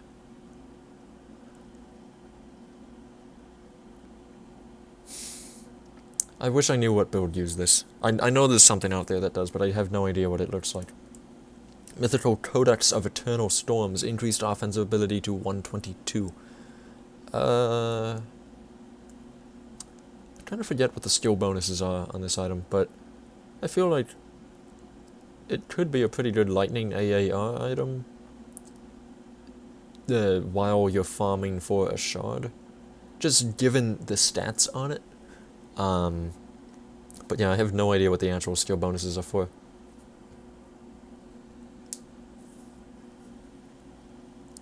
Chill Flame Evoker is a scepter, not an offhand. Holy crap. Okay, so it's probably some Inquisitor shit going into Crucible and, like, Aura of Centuring everything. With 2 of these. In which case, this is pretty high. The cast speed... I still can't really think of much other than Hera's, where you'd want cold cast speed. Fire cast speed isn't really a thing either, except for Blackwater Cocktail, but for that you're already using Herald Blazing Ends. So yeah, this not so much. This is pretty cool though. Mythical Codex of Lies. Maybe there's a fire in Oathkeeper? No, not really. Mythical Codex of Lies. Increase % crit damage modifiers for Albrecht's Aether Ray to 15%.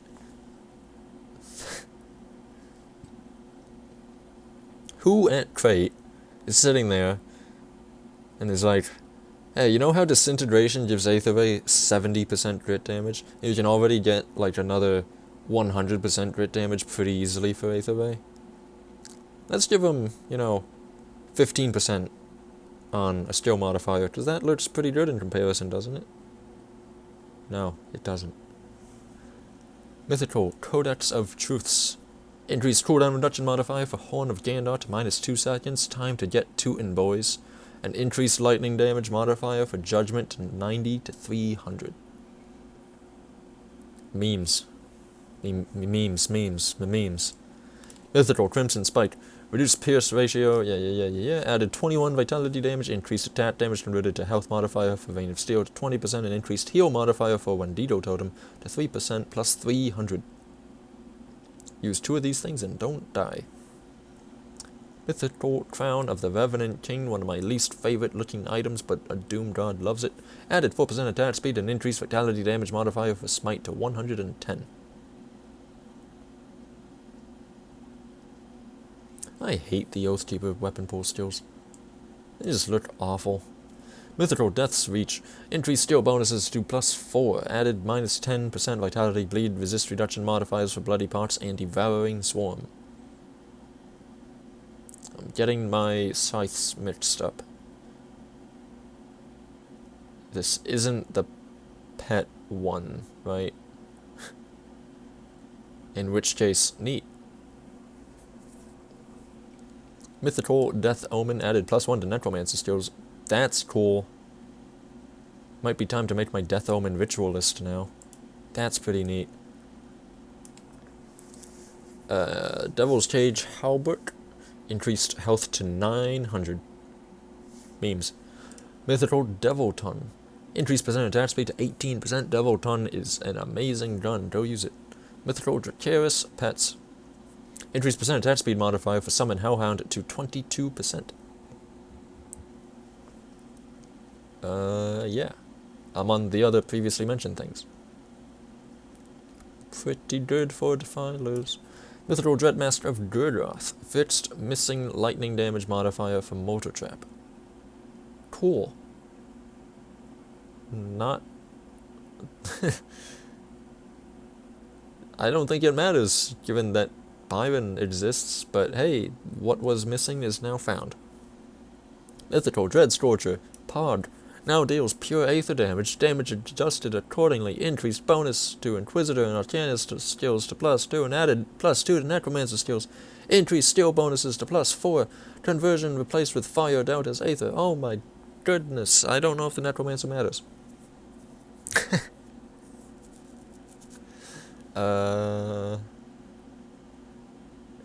Yeah, I don't. I think Purifier... I think Aether Purifier and Aether Sorcerer are just better. Completely. Unabashedly.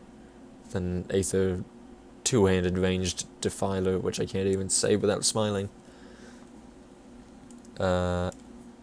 Mythical Earthshatter treads updated values on the granted skill. Sure, man. Mythical Earth Splitter reduced cooldown on the skill proc. Thank you, that's my favorite item in the game. Just remove the shield bonuses and give it something useful, thanks. Mythical Entropic Coil reduced burn damage on the skill proc. Saw that coming. Mythical Evoker of Outaloth increased bonus to savagery to +4. Sure. Mythical Executioner's Judgment, increased percent attack speed to 10%, and Incread bonus to deadly momentum to +4.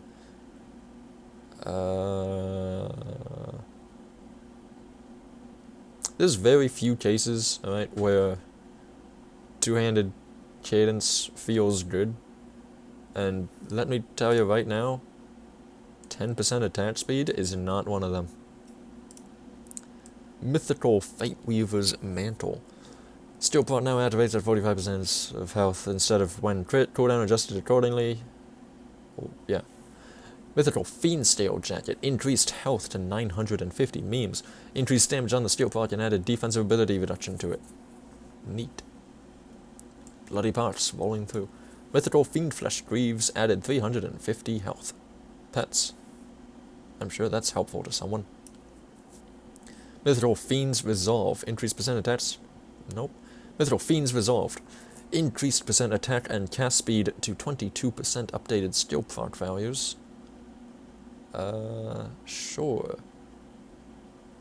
Mythical Frost Dread Cuirass. Increased percent bleed resist to 40%.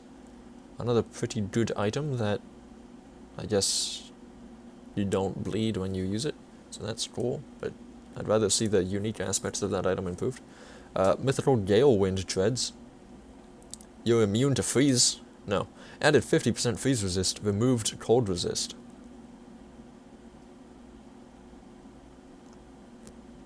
Sure. Cold is probably the easiest of the elements to cap, so sure. Mythical Gavel of Ravenous Souls. Replaced conversion with 45% of fire dealt as physical, added 100% of vitality dealt as physical modifier for Siphon Souls.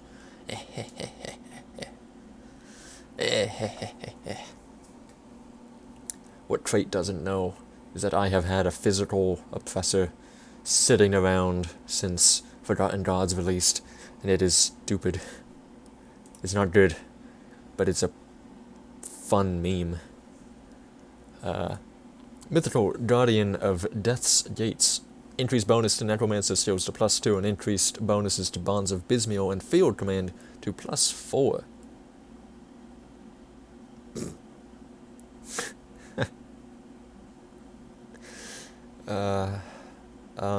Well, Maya is questionably happy. I'm sure she is maybe going to use this on her Death Knight pet build. Sort of, kinda, maybe. Mythical Guillotine. Added 4% offensive ability, increased bonuses to class skills to +2, increased bleed duration to 150%. Increased the skill proc. Wait, no. Updated the skill proc and increased its activation chance to 50%. Cool. Now just give it its bugged values back so I can use it again. Because ain't no way I'm playing Bleed when Bleed is as unfun against the undead as it is. Let me tell you something. I put together a Bleed build recently. It face tanked Grava, it face tanked Kuba. It, for all intents and purposes, it was pretty damn good, and it was a very creative build, the way I got it to work. And then I took it into Arcovia Undercity just to do some casual farming for Kurvin souls. And I hated it so much, I deleted the character instantly. Bleed is so unfun as a concept that it needs either to be ridiculously overpowered, or it needs the areas that make it unfun to be seriously reimagined. But this is pretty cool for Guillotine, sure, whatever. Mythical Gut Ripper. Added +2 to Shaman skills and added a 120 bleed damage over 1 second modifier for Grasping Vines. Increased bonuses to Deadly Momentum and Fighting Form to +4. Let me tell you something about attack speed and cadence. You need it. Mythical Hagaradian Enforcer. Increased attack speed to 14%. Excuse me. Which mastery combo was the tankiest, safest, or hardcore for an AAR build? Not Warlock. Probably Druid. If you're a skilled pilot, Spellbinder. But if you're new to the game, Druid. Mythical Inashkor's head. Increased percent attack and percent cast speeds to 22%. Memes. Mythical in Ashtor's corrupted heads. The same thing. Equally memes. Mythical Judgment of Empyrion. Added percent lightning damage and 15% of physical doubt as fire. Updated conversion to 45% of chaos doubt as lightning. Updated values on the grant and still removed by lovely percent physical damage. I'm so sorry to see you go. Mythical Leviathan. That didn't highlight. Mythical Leviathan. Increased bonus to Armor Master's Blade Burst to +4. Increased physical damage modifier for Armor Master's Blade Burst to 110. Adjusted values on the granted skill. Sure, man. I'm totally going to use that for Armor Master's Blade Burst and not the thing that makes it spammable. Increase Mythical Life Blaze Mantle. Increased offense ability to 66. Added 4% cast speed and 4% physical resist. Removed the one thing that made the item questionably good. Increased damage and reduced cooldown on the skill part. Neat. Mythical Life Giver Signet.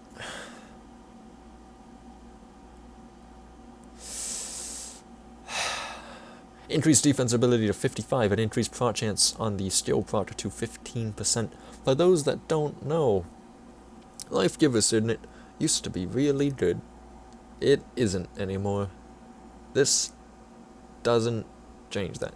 Let me tell you why. Because your rings are almost always going to be dedicated to resist reduction rings. In particular, if you're using vitality damage, which is what Life Giver Signet is kind of geared for. If you're using vitality damage, you're using those rings that give you the resist reduction proc and give bonuses to Phantasmal Blades. I don't remember their name. That's what you're using. Period. End of discussion. You're not using Life Giver Signet because you don't need the DA, which is incredibly low, and you don't need a skill proc that doesn't do any damage and doesn't heal you. So, yeah, this item is pretty garbage. It used to be good because it used to have 70% weapon damage on the proc, which in turn healed you a good amount. It doesn't anymore, and it's never going to. So you can safely delete every Life Giver Signet you find, assuming you have the dynamite to do so. Mythical Kurvin Worm. Added +2 to Shaman and Inquisitor skills. Increased physical damage modifier for Primal Strike to 240. Sure. Mythical Mark of Calamitous Desires. Reduced fire damage modifier for Mortal Trap to 80. I assume that's a Pyron nerf. Mythical Mark of Calistor. Increased OA to 85. Mythical Mark of Olzuin. Increased OA to 85. Mythical Maw of Despair. Added 26 Aether damage modifier for Field Command, really forcing that Aether Battle Mage, which is so abysmal. Mythical Mortal's Mortality. Added Vitality Decay damage that no one cares about. Maybe someone cares about it. Maybe. Mythical Murmur's Kiss. Added 60 OA, increased bonus to Lethal Assault to +3, and increased damage on the skill proc. I have no idea what that item looks like. Mythical Nadawn's Reach. Reduced bleed damage modifier for Vein of Steel to 140 over 3 seconds. That does not divide evenly. This is fine though. I believe this was the offending item for bleed for a good chunk of time. Mythical Knight's Embrace. Added -6% cold pierce resist modifiers for Veil of Shadows. Removed percent resist reduction from the granted skill. So, kind of makes the item a little more passive to use, which I'm not sure how I feel about, but that's probably... I mean, it's a quantity of life buff. I can't question what the point of the granted skill is. But, sure. Mythical Nightshade's Reach. Increased damage on the skill proc. Base item needs a little more in my opinion. Mythical Northern Worm. Increased class skill bonuses to +2. Mythical Nosferatus. Added 10% of physical damage. No. What? Oh, added 10% physical and 35% bleed resists for pets. Increased bleed damage for pets to 14 over 3 seconds. That is a small value. That does not divide evenly. Mythical Obsidian Juggernaut. Replace bonus to fighting form with +2 to soldier skills. Holy god. Increase bonus to Hellfire Mine to +4. Let's go. We're in it. What is that? Mythical Pagar's Betrayal. Increase, that's amazing. Increase percent retaliation damage added to attack modifier for Flames of Ignifar to 8%. Sure, buddy. Mythical Pandemic. Added 4% cooldown reduction. Sure. That item needs other help. Mythical Pestilence of Dreed. Added conversion based on the played it rolls. The Pestilence of Dreed item, when you craft it, crafts with one of 8 plagues. Each one is a granted skill that does different things, so presumably that granted skill also comes with a base stat of conversion to the base item, which is pretty neat. I always thought this was one of the cooler craftable legendaries with legendary affixes, as opposed to the Badge of Mastery, which just gives plus skills, and the Conduits, which just give skill modifiers that you usually don't care about. Change Windows Update settings. Okay, no thank you. Mythical Quill Thrower of Dreed. Increased bonus to occultist skills to +2.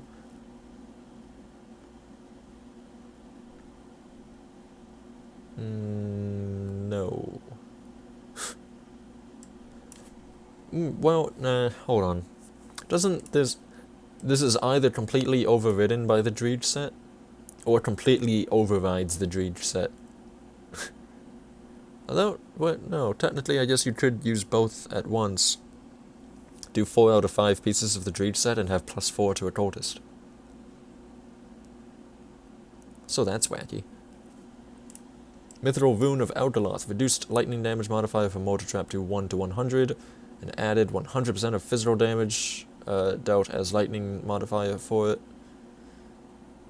I don't think this was used in the Empyrion build, so I'm kind of surprised that's getting nerfed. Mythical Rune Guard Greaves. Added 22 Chaos Resist. Yes, please, buff the item that I always use. Mythical Shadow Flame Mantle. Added 4% physical resist, removed cold resist. That is a worthwhile trade. Mythical Shroud of Illusion. Added 25% of Aether dealt as elemental. Replaced bonus to Aura of Conviction with +2 to Aura of Censure. There's probably some Crucible players rejoicing about this right now. This feels like a nerf to me. I can picture a lot of Aether Arcanists that had nothing to do with Inquisitor that were using this item that are now just bad. So that doesn't feel like the best change to me. Mythical Silverbolt. Increased bonus to all skills to +3, because that had to happen, because Mythical Silverbolt wasn't already the best two-handed ranged weapon in the entire game. Mythical Skyreach Bulwark. Increased DA to 150. Mythical Speaker for the Dead. Increased OA to 90. Sure. Those are some good numbers. Mythical Spell Drinker. Replaced bonuses to Blast Shield and Conversion with +3 to Thermite Mine and Arcane Will.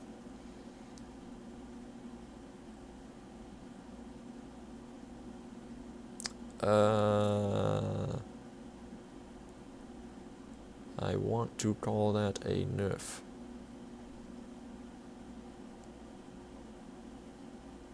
Yeah, I'm pretty sure that's a nerf. I mean, this is cool. This isn't. This was real cool, and this is much cooler now that the slow resistance is higher. So I think this would have been better than this.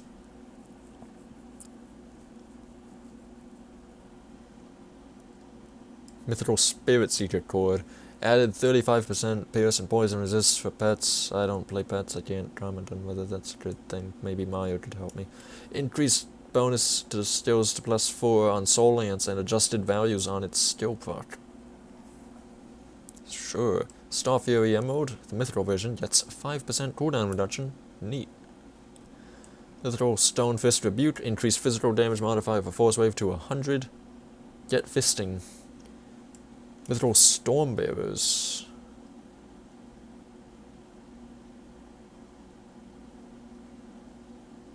I don't know. Oh, those are boots, aren't they? Increased fatality resistance to 35. Those aren't the good boots, though. The good boots are the Storm Titan treads, which you're using if you're going lightning. I don't really think you use Storm Bearers. I don't think this changes that. Mythical Storm Reaver, increased bonus to Inquisitor skills to +2. I need another drink of water, but that's pretty neat. Cool. Okay. Mythical Storm Weave Armor. Added 3% physical resist. Neat. Increased OA to 90. Very cool. And defense ability to 60. Basically a free of readiness suffix with physical resist on an already pretty okay item. I don't think it outweighs... I mean, I know it doesn't outweigh set chest pieces, but in and of itself, neat and usable for non-set builds. Mythical Tainted Ruby of Gargoyle. Increased damage on the steel part and added % damage reduction to it. I always get the Tainted Amulets confused. This one isn't the Chaos thing. No, this is, wait, doesn't this directly conflict with Aura of Censure? Like, the damage reduction just doesn't matter, right? Unless you don't have Aura of Censure, which I'm pretty sure you have.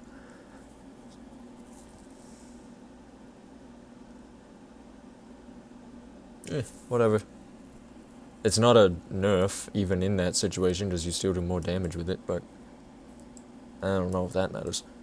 Mythical Temporal Arc Blade. Increased skill bonuses to +4. Give me more on that weapon, because it looks cool. Mythical Time Warped Walkers. Added 24 bleed resistance. Sure. Mythical Tone of Atonement. Increased % damage modifier. Fadrig's Evil Eye to 100%. Holy goodness. That is some fat poison dots right there. Mythical Tyrion's Reprisal. Increased Rata modifier for Blackwater Cocktail to 12%. Which means you can get back to stacking Retaliation on stacking Blackwater Cocktails. It's pretty neat. And pretty good. Mythical Venomancer's Guile. Added 25% of Chaos Stout as acid. Increased acid damage modifier for Blood of Parts to 55. Sure. That kind of has the issue that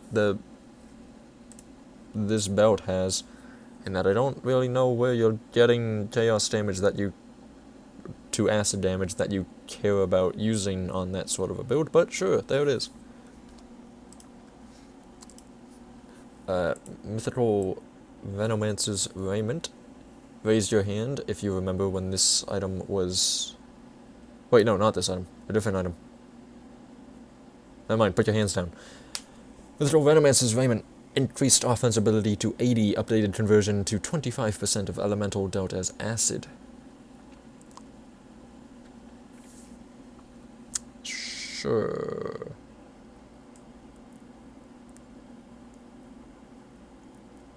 Mythical Venom Spine Greaves. Increased DA to 80, sure. Updated values on the skill part, sure. Depending on what updated means. Mythical Vestments of the Great Guardian. This is what I was thinking of. Put your hands up if you remember when this item was ridiculously strong in the meta in every single build in existence, because it gives you stupidly high volumes of offensive ability. Added 25% of Chaos Stout as acid. See here for my comments on that change. Mythical Vile Blood Mantle, updated the skill part, whatever that means. Mythical Voice of Dreed, added 25% of Chaos Stout as acid, see above. Mythical Void Mance's Cord, added 35% Pierce Resist for pets. That's a lot. I'm seeing a lot of Pierce Resist on pets. I'm very curious whether that was a common issue with getting Pierce Resistance up on your pets, as it seems to be a recurring trend. Mythical Void Walker Foot Pads. Increased Chaos and Vitality resists to 40%. That is pretty dang high, and those boots were already pretty dang good. Mythical Vortex of Souls added 8% physical resist, really trying to get that Aether Primal Strike going again, but it needs more, it needs damage. Mythical Watcher of Avalon. If the Dread Scorcher can have so much damage, why can't Vortex of Souls? And the answer is Vortex of Souls pierces everything. Mythical Watcher of Avalon. Increased percent physical resist to 16% and total speed to 15% on the granted skill. In other words, play one-handed pistol plus shield, which is atrocious to play, but get really good stats. Mythical Whisperer of Secrets. Increased health to 480 and offensive ability to 96. Sure, buddy. If you say so. Mythical Windshared Reeves, increased percent physical resist to 4% and percent poison resist to 33%. Feel as though I already... No, that was Gale Wind Dreads, okay. Sure. That's some nice physical resistance, I guess. I still don't really like those boots. Mythical Wraithwalkers added 30% stun resistance, another okay item. That's actually much more improved with the crowd control resistance. Mythical Wrath of Tenebris. Increased bonus, is it Tenebris? Tenebris? I don't really know. Increased bonus to occultist skills to +2. I will take that, thank you very much. Mythical Wretched Tome of Nauradin. Added 45% of Chaos Delta's acid, and increased poison duration to 100%, increased acid damage modifier for Dreeg's Evil Eye to 35, and reduced its poison duration modifier to 50%. So the poison duration on the base item got improved, but the skill modifier got nerfed. And then, by the way, you have flat acid damage and you don't care about either of these things. Yes, that makes a lot of sense. It doesn't. Mythical Wormstale Foot Guards added 50% stun and petrify resist. Oh my god. What? Hello? Sure. Yeah, okay. Nightclaw added 4% cooldown reduction, increased bleed damage to 28, attack speed to 18%, and increased bleed damage on the skill proc. Okay. What does it mean to just... What over time is this? Like, is this over 1 second? What's going on here? Nosferatus added 8% physical resist for pets. Obsidian Juggernaut replaced fighting form with +2 to soldier skills. Pack of Treacherous Means. Here we go. A funny story. This was one of the first changes that entered testing, and I was so used to this existing that I kind of just assumed everyone had this, and so I was kind of, I wasn't spoiling it for anyone, because first of all, I think everyone was made aware that this change was coming, but when it happened, when it was released, and people were asking about this change, I was like, yeah, what do you mean? That's been in the game since forever. No, it hasn't. Nice username, by the way, over there. Pack of Treacherous Means has been refocused on its original direction of pierce damage ranged play. A new belt, the Pack of Treacherous Memes, has been added to the loot pool that enables the dual wield direction from v1.1.4.0.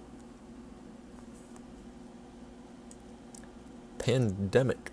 Fixed unintentionally low vitality and vitality decay percent damage bonuses, and increased percent poison and percent vitality decay duration to 100%. Sure. Mythical Shazul's World Eater. Increased bonus to soldier skills to +2.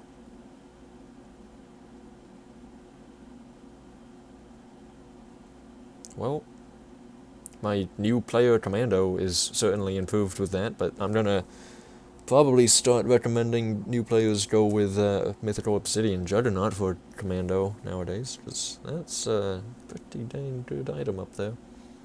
Shroud of Illusion, we talked about. Spark of Reality. Increased chaos damage to 5 to 39, that's still pretty low. Added 1.2 second duration modifier for Mirror of Ariocrates.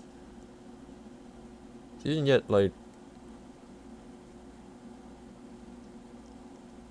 You can get like a 6 or 7 second mirror, can't you? Isn't that, like, dumb? Spell Drinker we talked about, Spirit Seeker Cord, Giant Pierce Resist for pets, we talked about that. Mythical Soul Rend, increased bonus to Phantasmal Armor to +4, added +2 to Necromancer skills, adjusted value on the skill part. I know that the +2 to Necro skills was a very highly requested feature. And it's finally there, so yay. Tainted Ruby of Gargoyle, we went over about it. Butcher Burwitch we talked about, Guillotine we talked about all this. Actually, of note, the Wormscale foot guards that aren't mythical only got the stun resist, they didn't get the petrify resist. Where was it? Yeah, this is still, like, probably one of the dumbest things. That is so ungodly good. Legendary set items, the notes that people actually care about. Let's begin. Alagast's Masterpiece Set.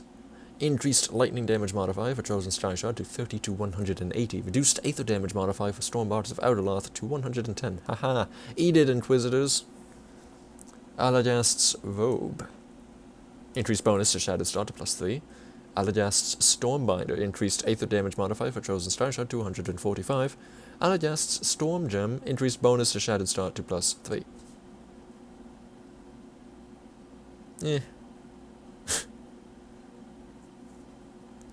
I don't care for Alagast, if I'm being perfectly honest, so I don't care for these changes, but Inquisitor got nerfed, and I hear that's all the rage. That's what turns people on. Blightlord's Hood. Swapped conversion with the shoulders, and if you'd believe it, the Blightlord's Mantle swapped its conversion with the helmet. Get that. Who saw that coming? Blood Rager's Frenzy set, removed % crit damage from the skill proc. Blood Rager's Endless Frenzy set, removed % crit damage and reduced the % damage bonuses on the skill proc. So, eat it, mythical nerds. You got more nerfed than the non-mythical one. Bone Munder's set added 26 all resist reduction over 3 seconds modifier for Smite. Alright, I'm gonna keep reading before I judge. Bone Munder's Chest Guard added 4% physical resistance, 4% attack speed, removed % vitality resistance. Bone Munder's Hood increased % vitality resistance to 32%. Bone Munder's Shoulder Guard added +3 to resilience, removed bonus to Shattering Smash.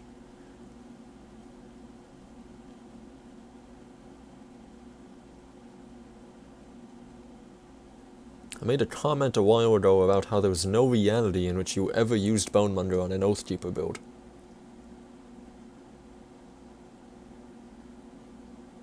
I'm pretty damn sure that's still the case. I'm pretty, like, 98% positive you play Bone Munder Deceiver 100 trillion% of the time. And that's it. Joe Whisper set. Because this...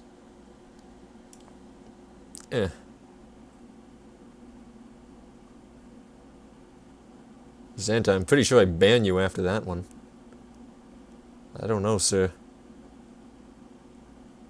Or maybe, you know, Nightbot would just ban you. That's cool.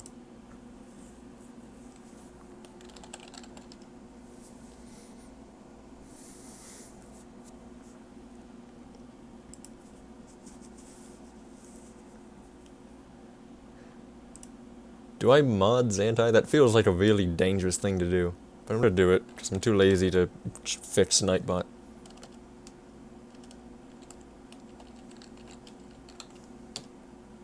There, congrats, you can post links.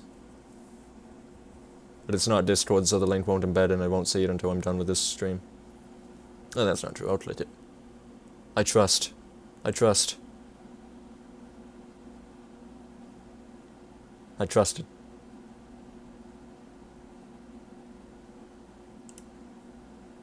It was a good click. I liked it. I rate that meme, 8 out of 10. Worth clicking. Bonemunder has Oathkeeper chance, sure. This is all definitely a step in the right direction. This is good-ish, except you can still beat it with devotion, but it's good. This is a very smart change to open up the weapon compatibility of Bonemunder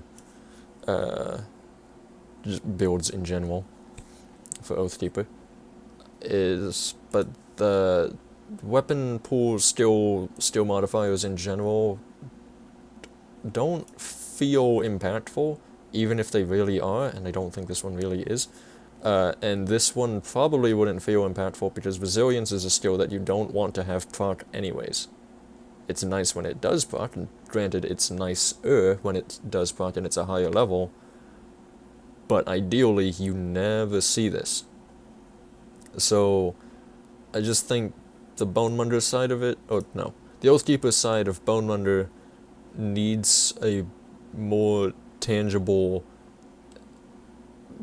mob pack to mob pack to mob pack consistent impact on your gameplay before you ever start seeing it compete with Inquisitors and Necromancers. Chill Whisper set. Reduced cold damage modifier for Blade Spirit to 155. I have no idea what that set looks like. I'm a great Praetorian. Dark One set. Added support for Shaman Mastery skills throughout the set and its pieces. Dark One's Hood. Increased Vitality damage modifier for Bloody Parts to 66. A Doom God keeps wanting Bloody Parts to be viable in endgame, and I keep telling him it can't be, because if it can ever kill bosses, it will be the best skill in the entire game. Death God set. Increased % crit damage modifier for Shadow Strike to 25%. Reaper patch confirmed. Death Marks Shadow set. Reduced % physical resist to 10% in the set bonuses. Was it 12% or 15% before? I think it was 12. So that's not too much better. Or worse, rather. It's not better at all.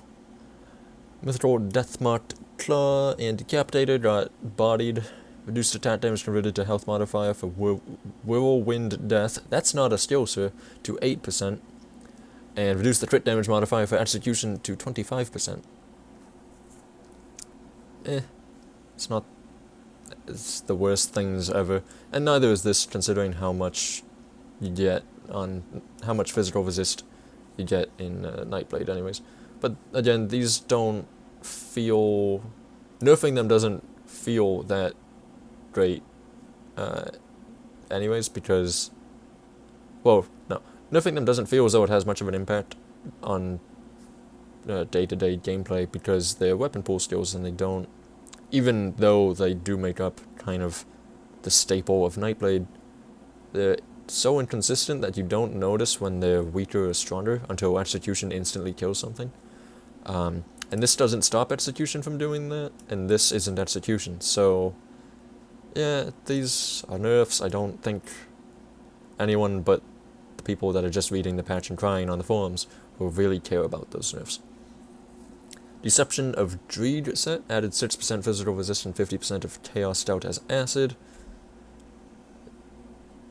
Yeah. Mythical Black Gem of Dreed. Added 25% of Chaos Stout as acid. Dude, it's just... stop. It's not real, okay? Demon Slayer's Defense. Reduced % physical resist on the granted skill. Ouch. Demon Slayer's Life Ender, reduced % weapon damage and % damage bonus against Chthonics on the skill proc. Ouch. Frenetic Throw nerfs. More of them. Invoker's Elements set. Reduced % resist... nope. Reduced % resist reduction on the skill proc to minus 15% on both the mythical and non-mythical versions of this set. I'm sad because that hurts my already suboptimal Invoker Quickjacks build. And it also hurts Invoker's just general Panetti's Replicating Missile builds, which were already kind of subservient to Ludrigan. But, I do know, I forget why. There was something using Invoker that was very, very strong. For which this was perhaps deserved. But it would have been nice to see some means to sort of sideways improve PRM and questionably Twitch chats. Nah, Twitch chats, there's still alternatives to playing Twitch chats. There's still Heras, which is very good. There's still Cataclysm, which is not fantastic, but viable. There's plenty of ways to do Twitch chats. There's others. There's physical Twitch chats, which is pretty strong, actually. There's Aether Twitch chats, which is god-awful, but you can do it. This aspect of it, probably still viable, it's just a little worse for wear. The nice thing about invokers with Twitch chats is that the big weakness of Twitch chats is how squishy it is and how close you have to be to enemies. And invokers complements that weakness and sort of offsets it with the Petrify proc, which again, most enemies don't resist other than bosses. And it really takes a lot of ambient damage off you, and I think a lot of... I don't want to generalize any particular group of players, but a lot of players in general do take that for granted, how much the defensive aspects of the Invoker set really helps Twitch chats in particular, relative to other skills. And that's why I've always liked using it with that particular skill line. But it offers no skill bonuses to the skill line, so you are very pressed for plus skill points. So whatever. Oh yeah, I was reading that. that nerf doesn't exist in-game. Or the skill modifier doesn't exist in-game. This one, right? No. The execution one. I remember reading that. So this modifier doesn't exist, and therefore it's not a nerf. Ho ho. Big brain. 400 IQ plays. Korba, let me go this way. Korba's Fury set, increased percent physical resist to 12%, stole it from Deathmark, increased cold damage modifier for Savagery to 35. Korba's Decapitator, reduced bleed damage, added cold damage, added percent attack damage converted to health to the steel proc, stole it from Deathmark. Korba's Frenzy, added bleed damage, get out of here with bleed damage on Korba. Added percent attack damage converted to health on steel proc, took it from Deathmark. Korba's Hood reduced cold damage to 8, lost it to the set bonuses. Kind of. Oh no, I just lost it to the weapon?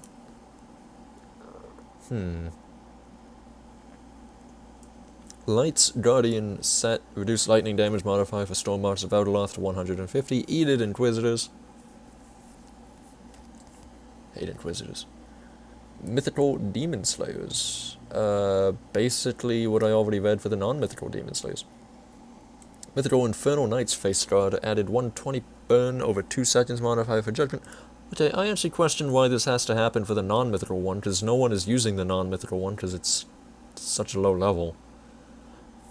So I kind of wonder, I mean, I get for consistency's sake, if you were to remove something from existence, but if you're not going below the values, and you might be, if you're not going below the values on the non-mythical version, why do you also need to tone the non-mythical version down? I don't know. It's not like it super matters, it really only matters to people that don't have Ashes of Malmouth. And who cares about them if they're not going to spend the money on this wonderful game of ours. Mythical Infernal Knights face starter. I think I read this. No? Burn damage modifier for judgment. 60 damage per second. Feels good. Nature's Avenger. Increased percent health regeneration to 50%.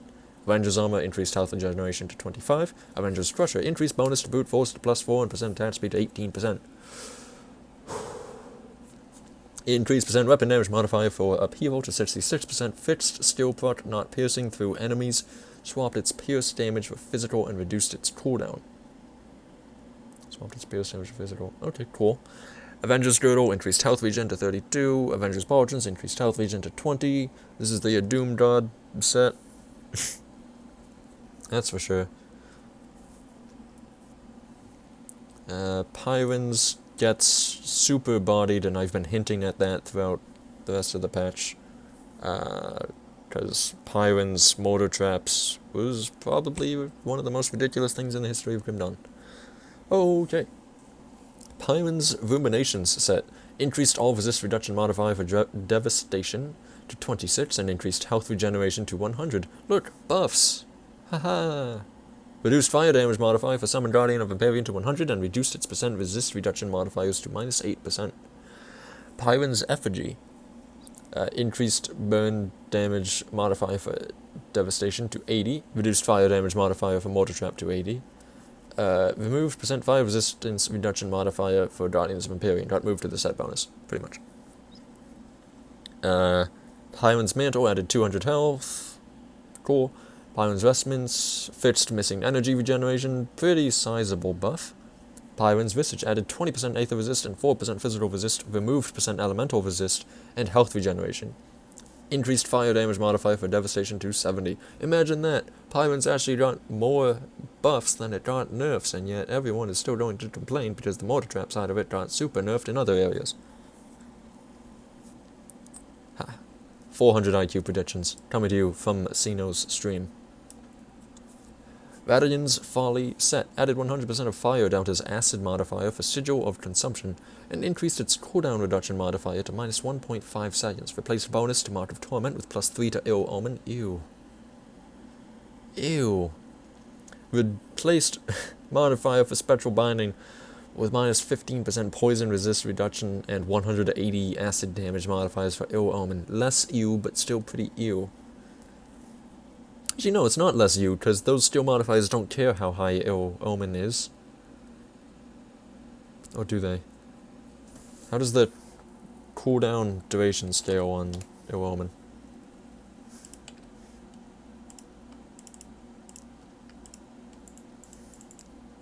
Yeah, okay, so they do care about the plus skills. That's lame. But there's no chance in hell you overcap this. Radian's Gem replaced modifier for Spectral Binding with minus 15% poison resistance reduction, 70 acid damage, and 100... Oh, okay. It's still going. Restarting. Replace modifier for Spectral Binding with 3 modifiers for Ill Omen, poison resistance reduction, 70 acid damage, and 100% of cold dealt as acid. So you actually do get 30 acid resistance reduction on Ill Omen. That's so piano. Like, you're gonna be throwing down... Okay, I'll finish first. Radiant Shroud replaced bonus to Mark of Torment with plus 2 to Ill Omen. Okay, so you're throwing down sigils on a lower cooldown, because you have the cooldown reduction skill modifier.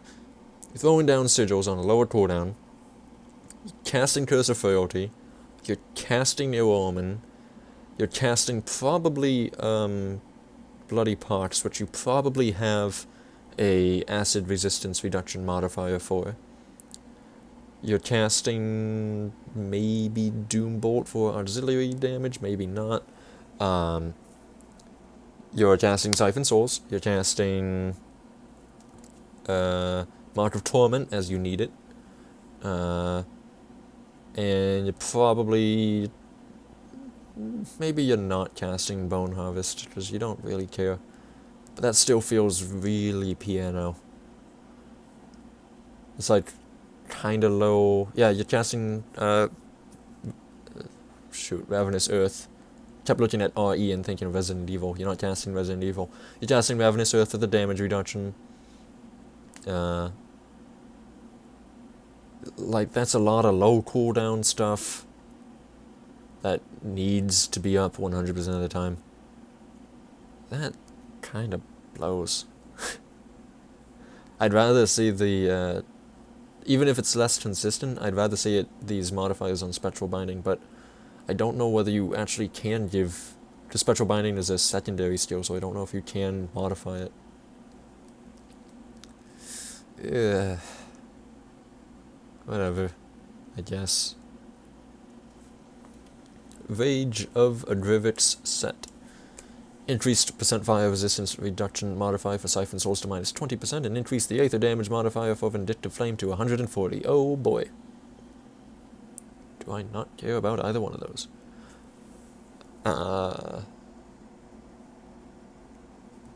Hey Xantai, if you're there, when are we getting the 0 cooldown Vindictive Flame again? You answer that question? I know the answer is never, but it'd be nice if it wasn't. Mythical Codex of Adrivix added 55 Aether damage modifier for Siphon Souls. Mythical Arcane Shard of Adrivix replaced bonus to Harbinger of Souls with +2 to Siphon Souls. Sure.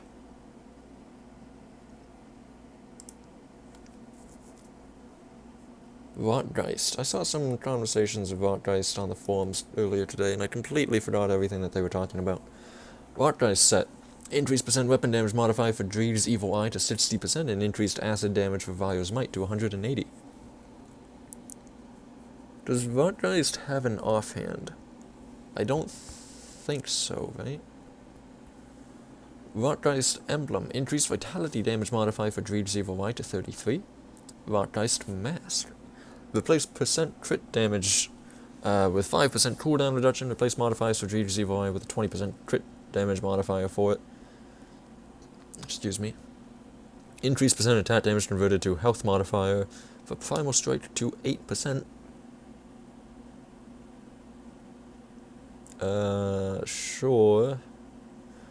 Rotgeist Shoulder Guard, increase percent Aether and Bleed resist to 28%. So, okay, so there's some stuff that's, you know, very obviously just numbers go up. That's a buff.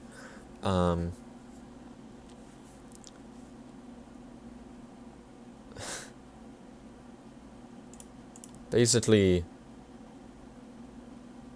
this is a tentative buff.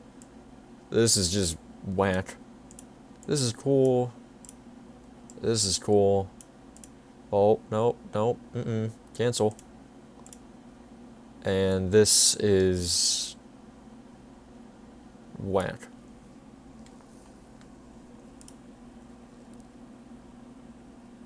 So all in all, I think the answer is Pepega.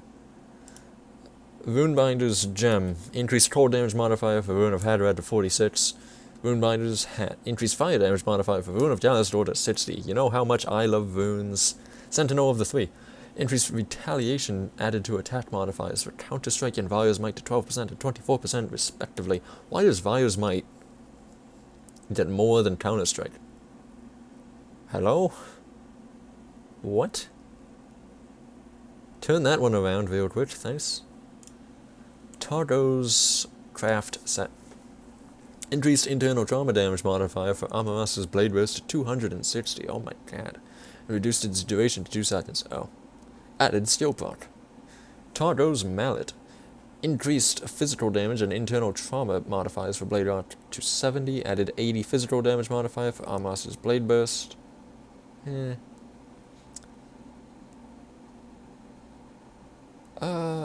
Actually, couldn't you dual wield Targo's Mallet and Targo's, not Targo's, but the Amarastin thing and get 0 cooldown Amaras's Blade Burst and additional damage Amaras's Blade Burst?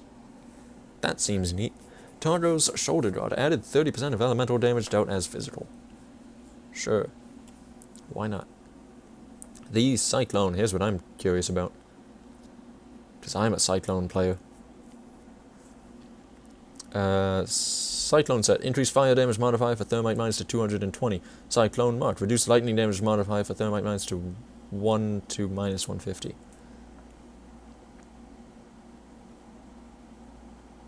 Oh shoot, Grim Tools is down, isn't it?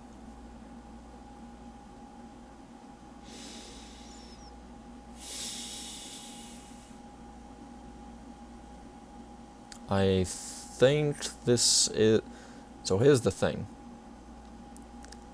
No one cares about this but me.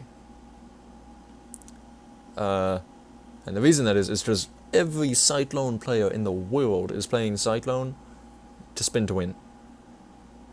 I'm the only guy in the entire universe who made a Thermite Mines build out of it. So I'm the only one that cares about this. I'm pretty sure this is a buff. The only question to it is that I was converting the lightning into fire, so I'm not like 100% on this being a buff.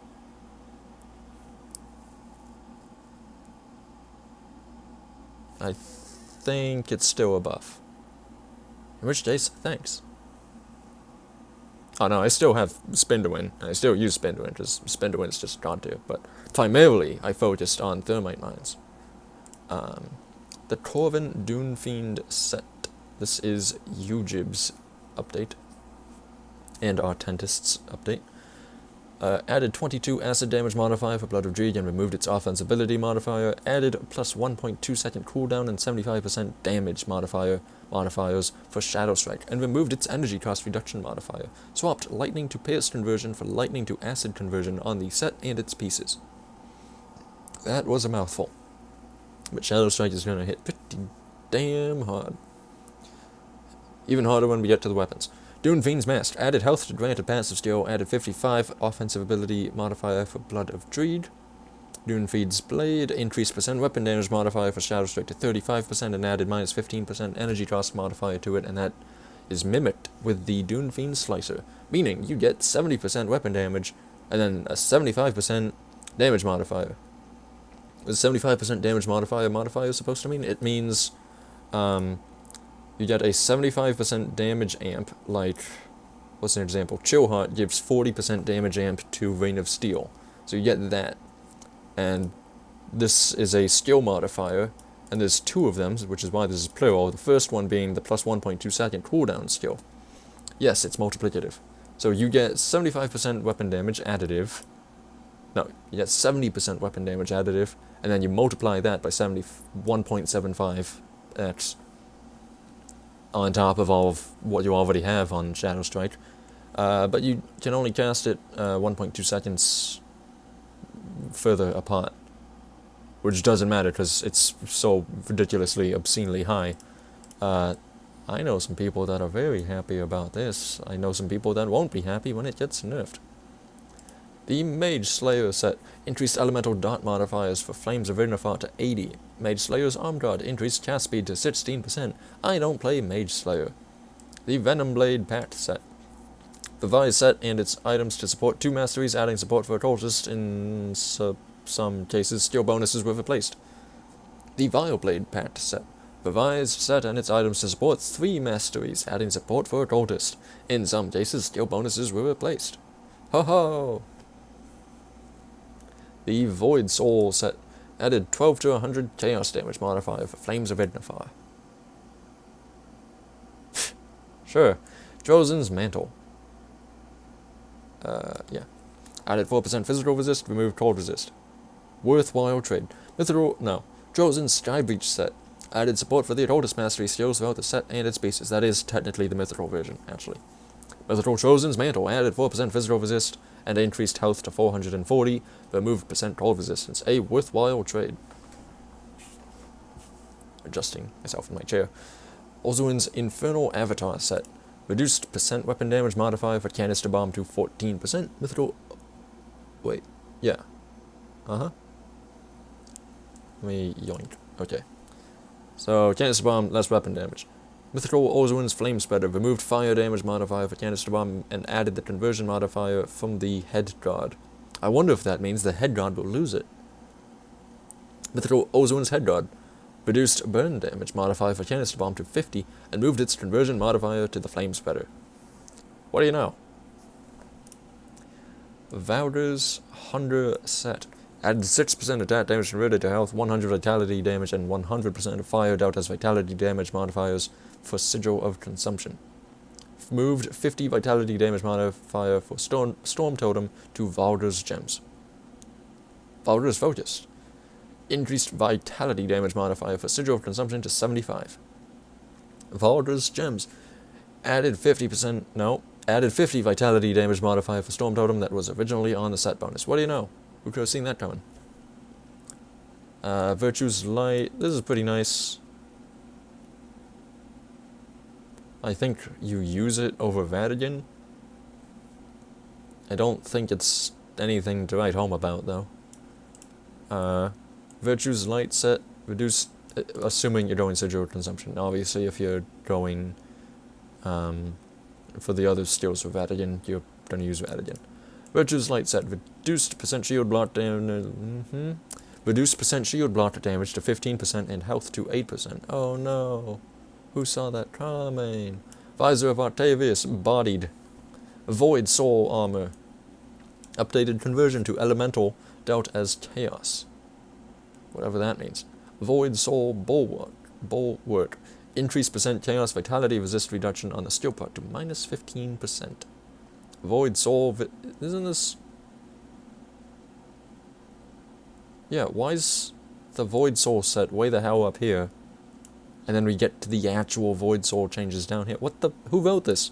Void Soul Visage added 10% weapon damage modifier for Flames of Ignifar. Cool story. I'm not going to read through all the epics, though there aren't really that many, because really it comes down to it. It's, resistance. Resistance. Resistance. Resistance. Where is it? Because I know if I don't touch on this one, I'll be flamed out of my mind for it. Oh, okay. The Storm Serpent said, increased resist reduction on the skill part to 20. Eh. No, I'm just kidding, this is amazing. And that's pretty much the patch. Again, more resistances, all of this crap, all this crap. And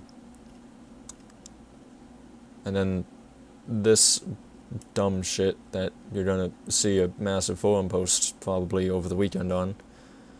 And game's harder, game runs better, and game copied from modders.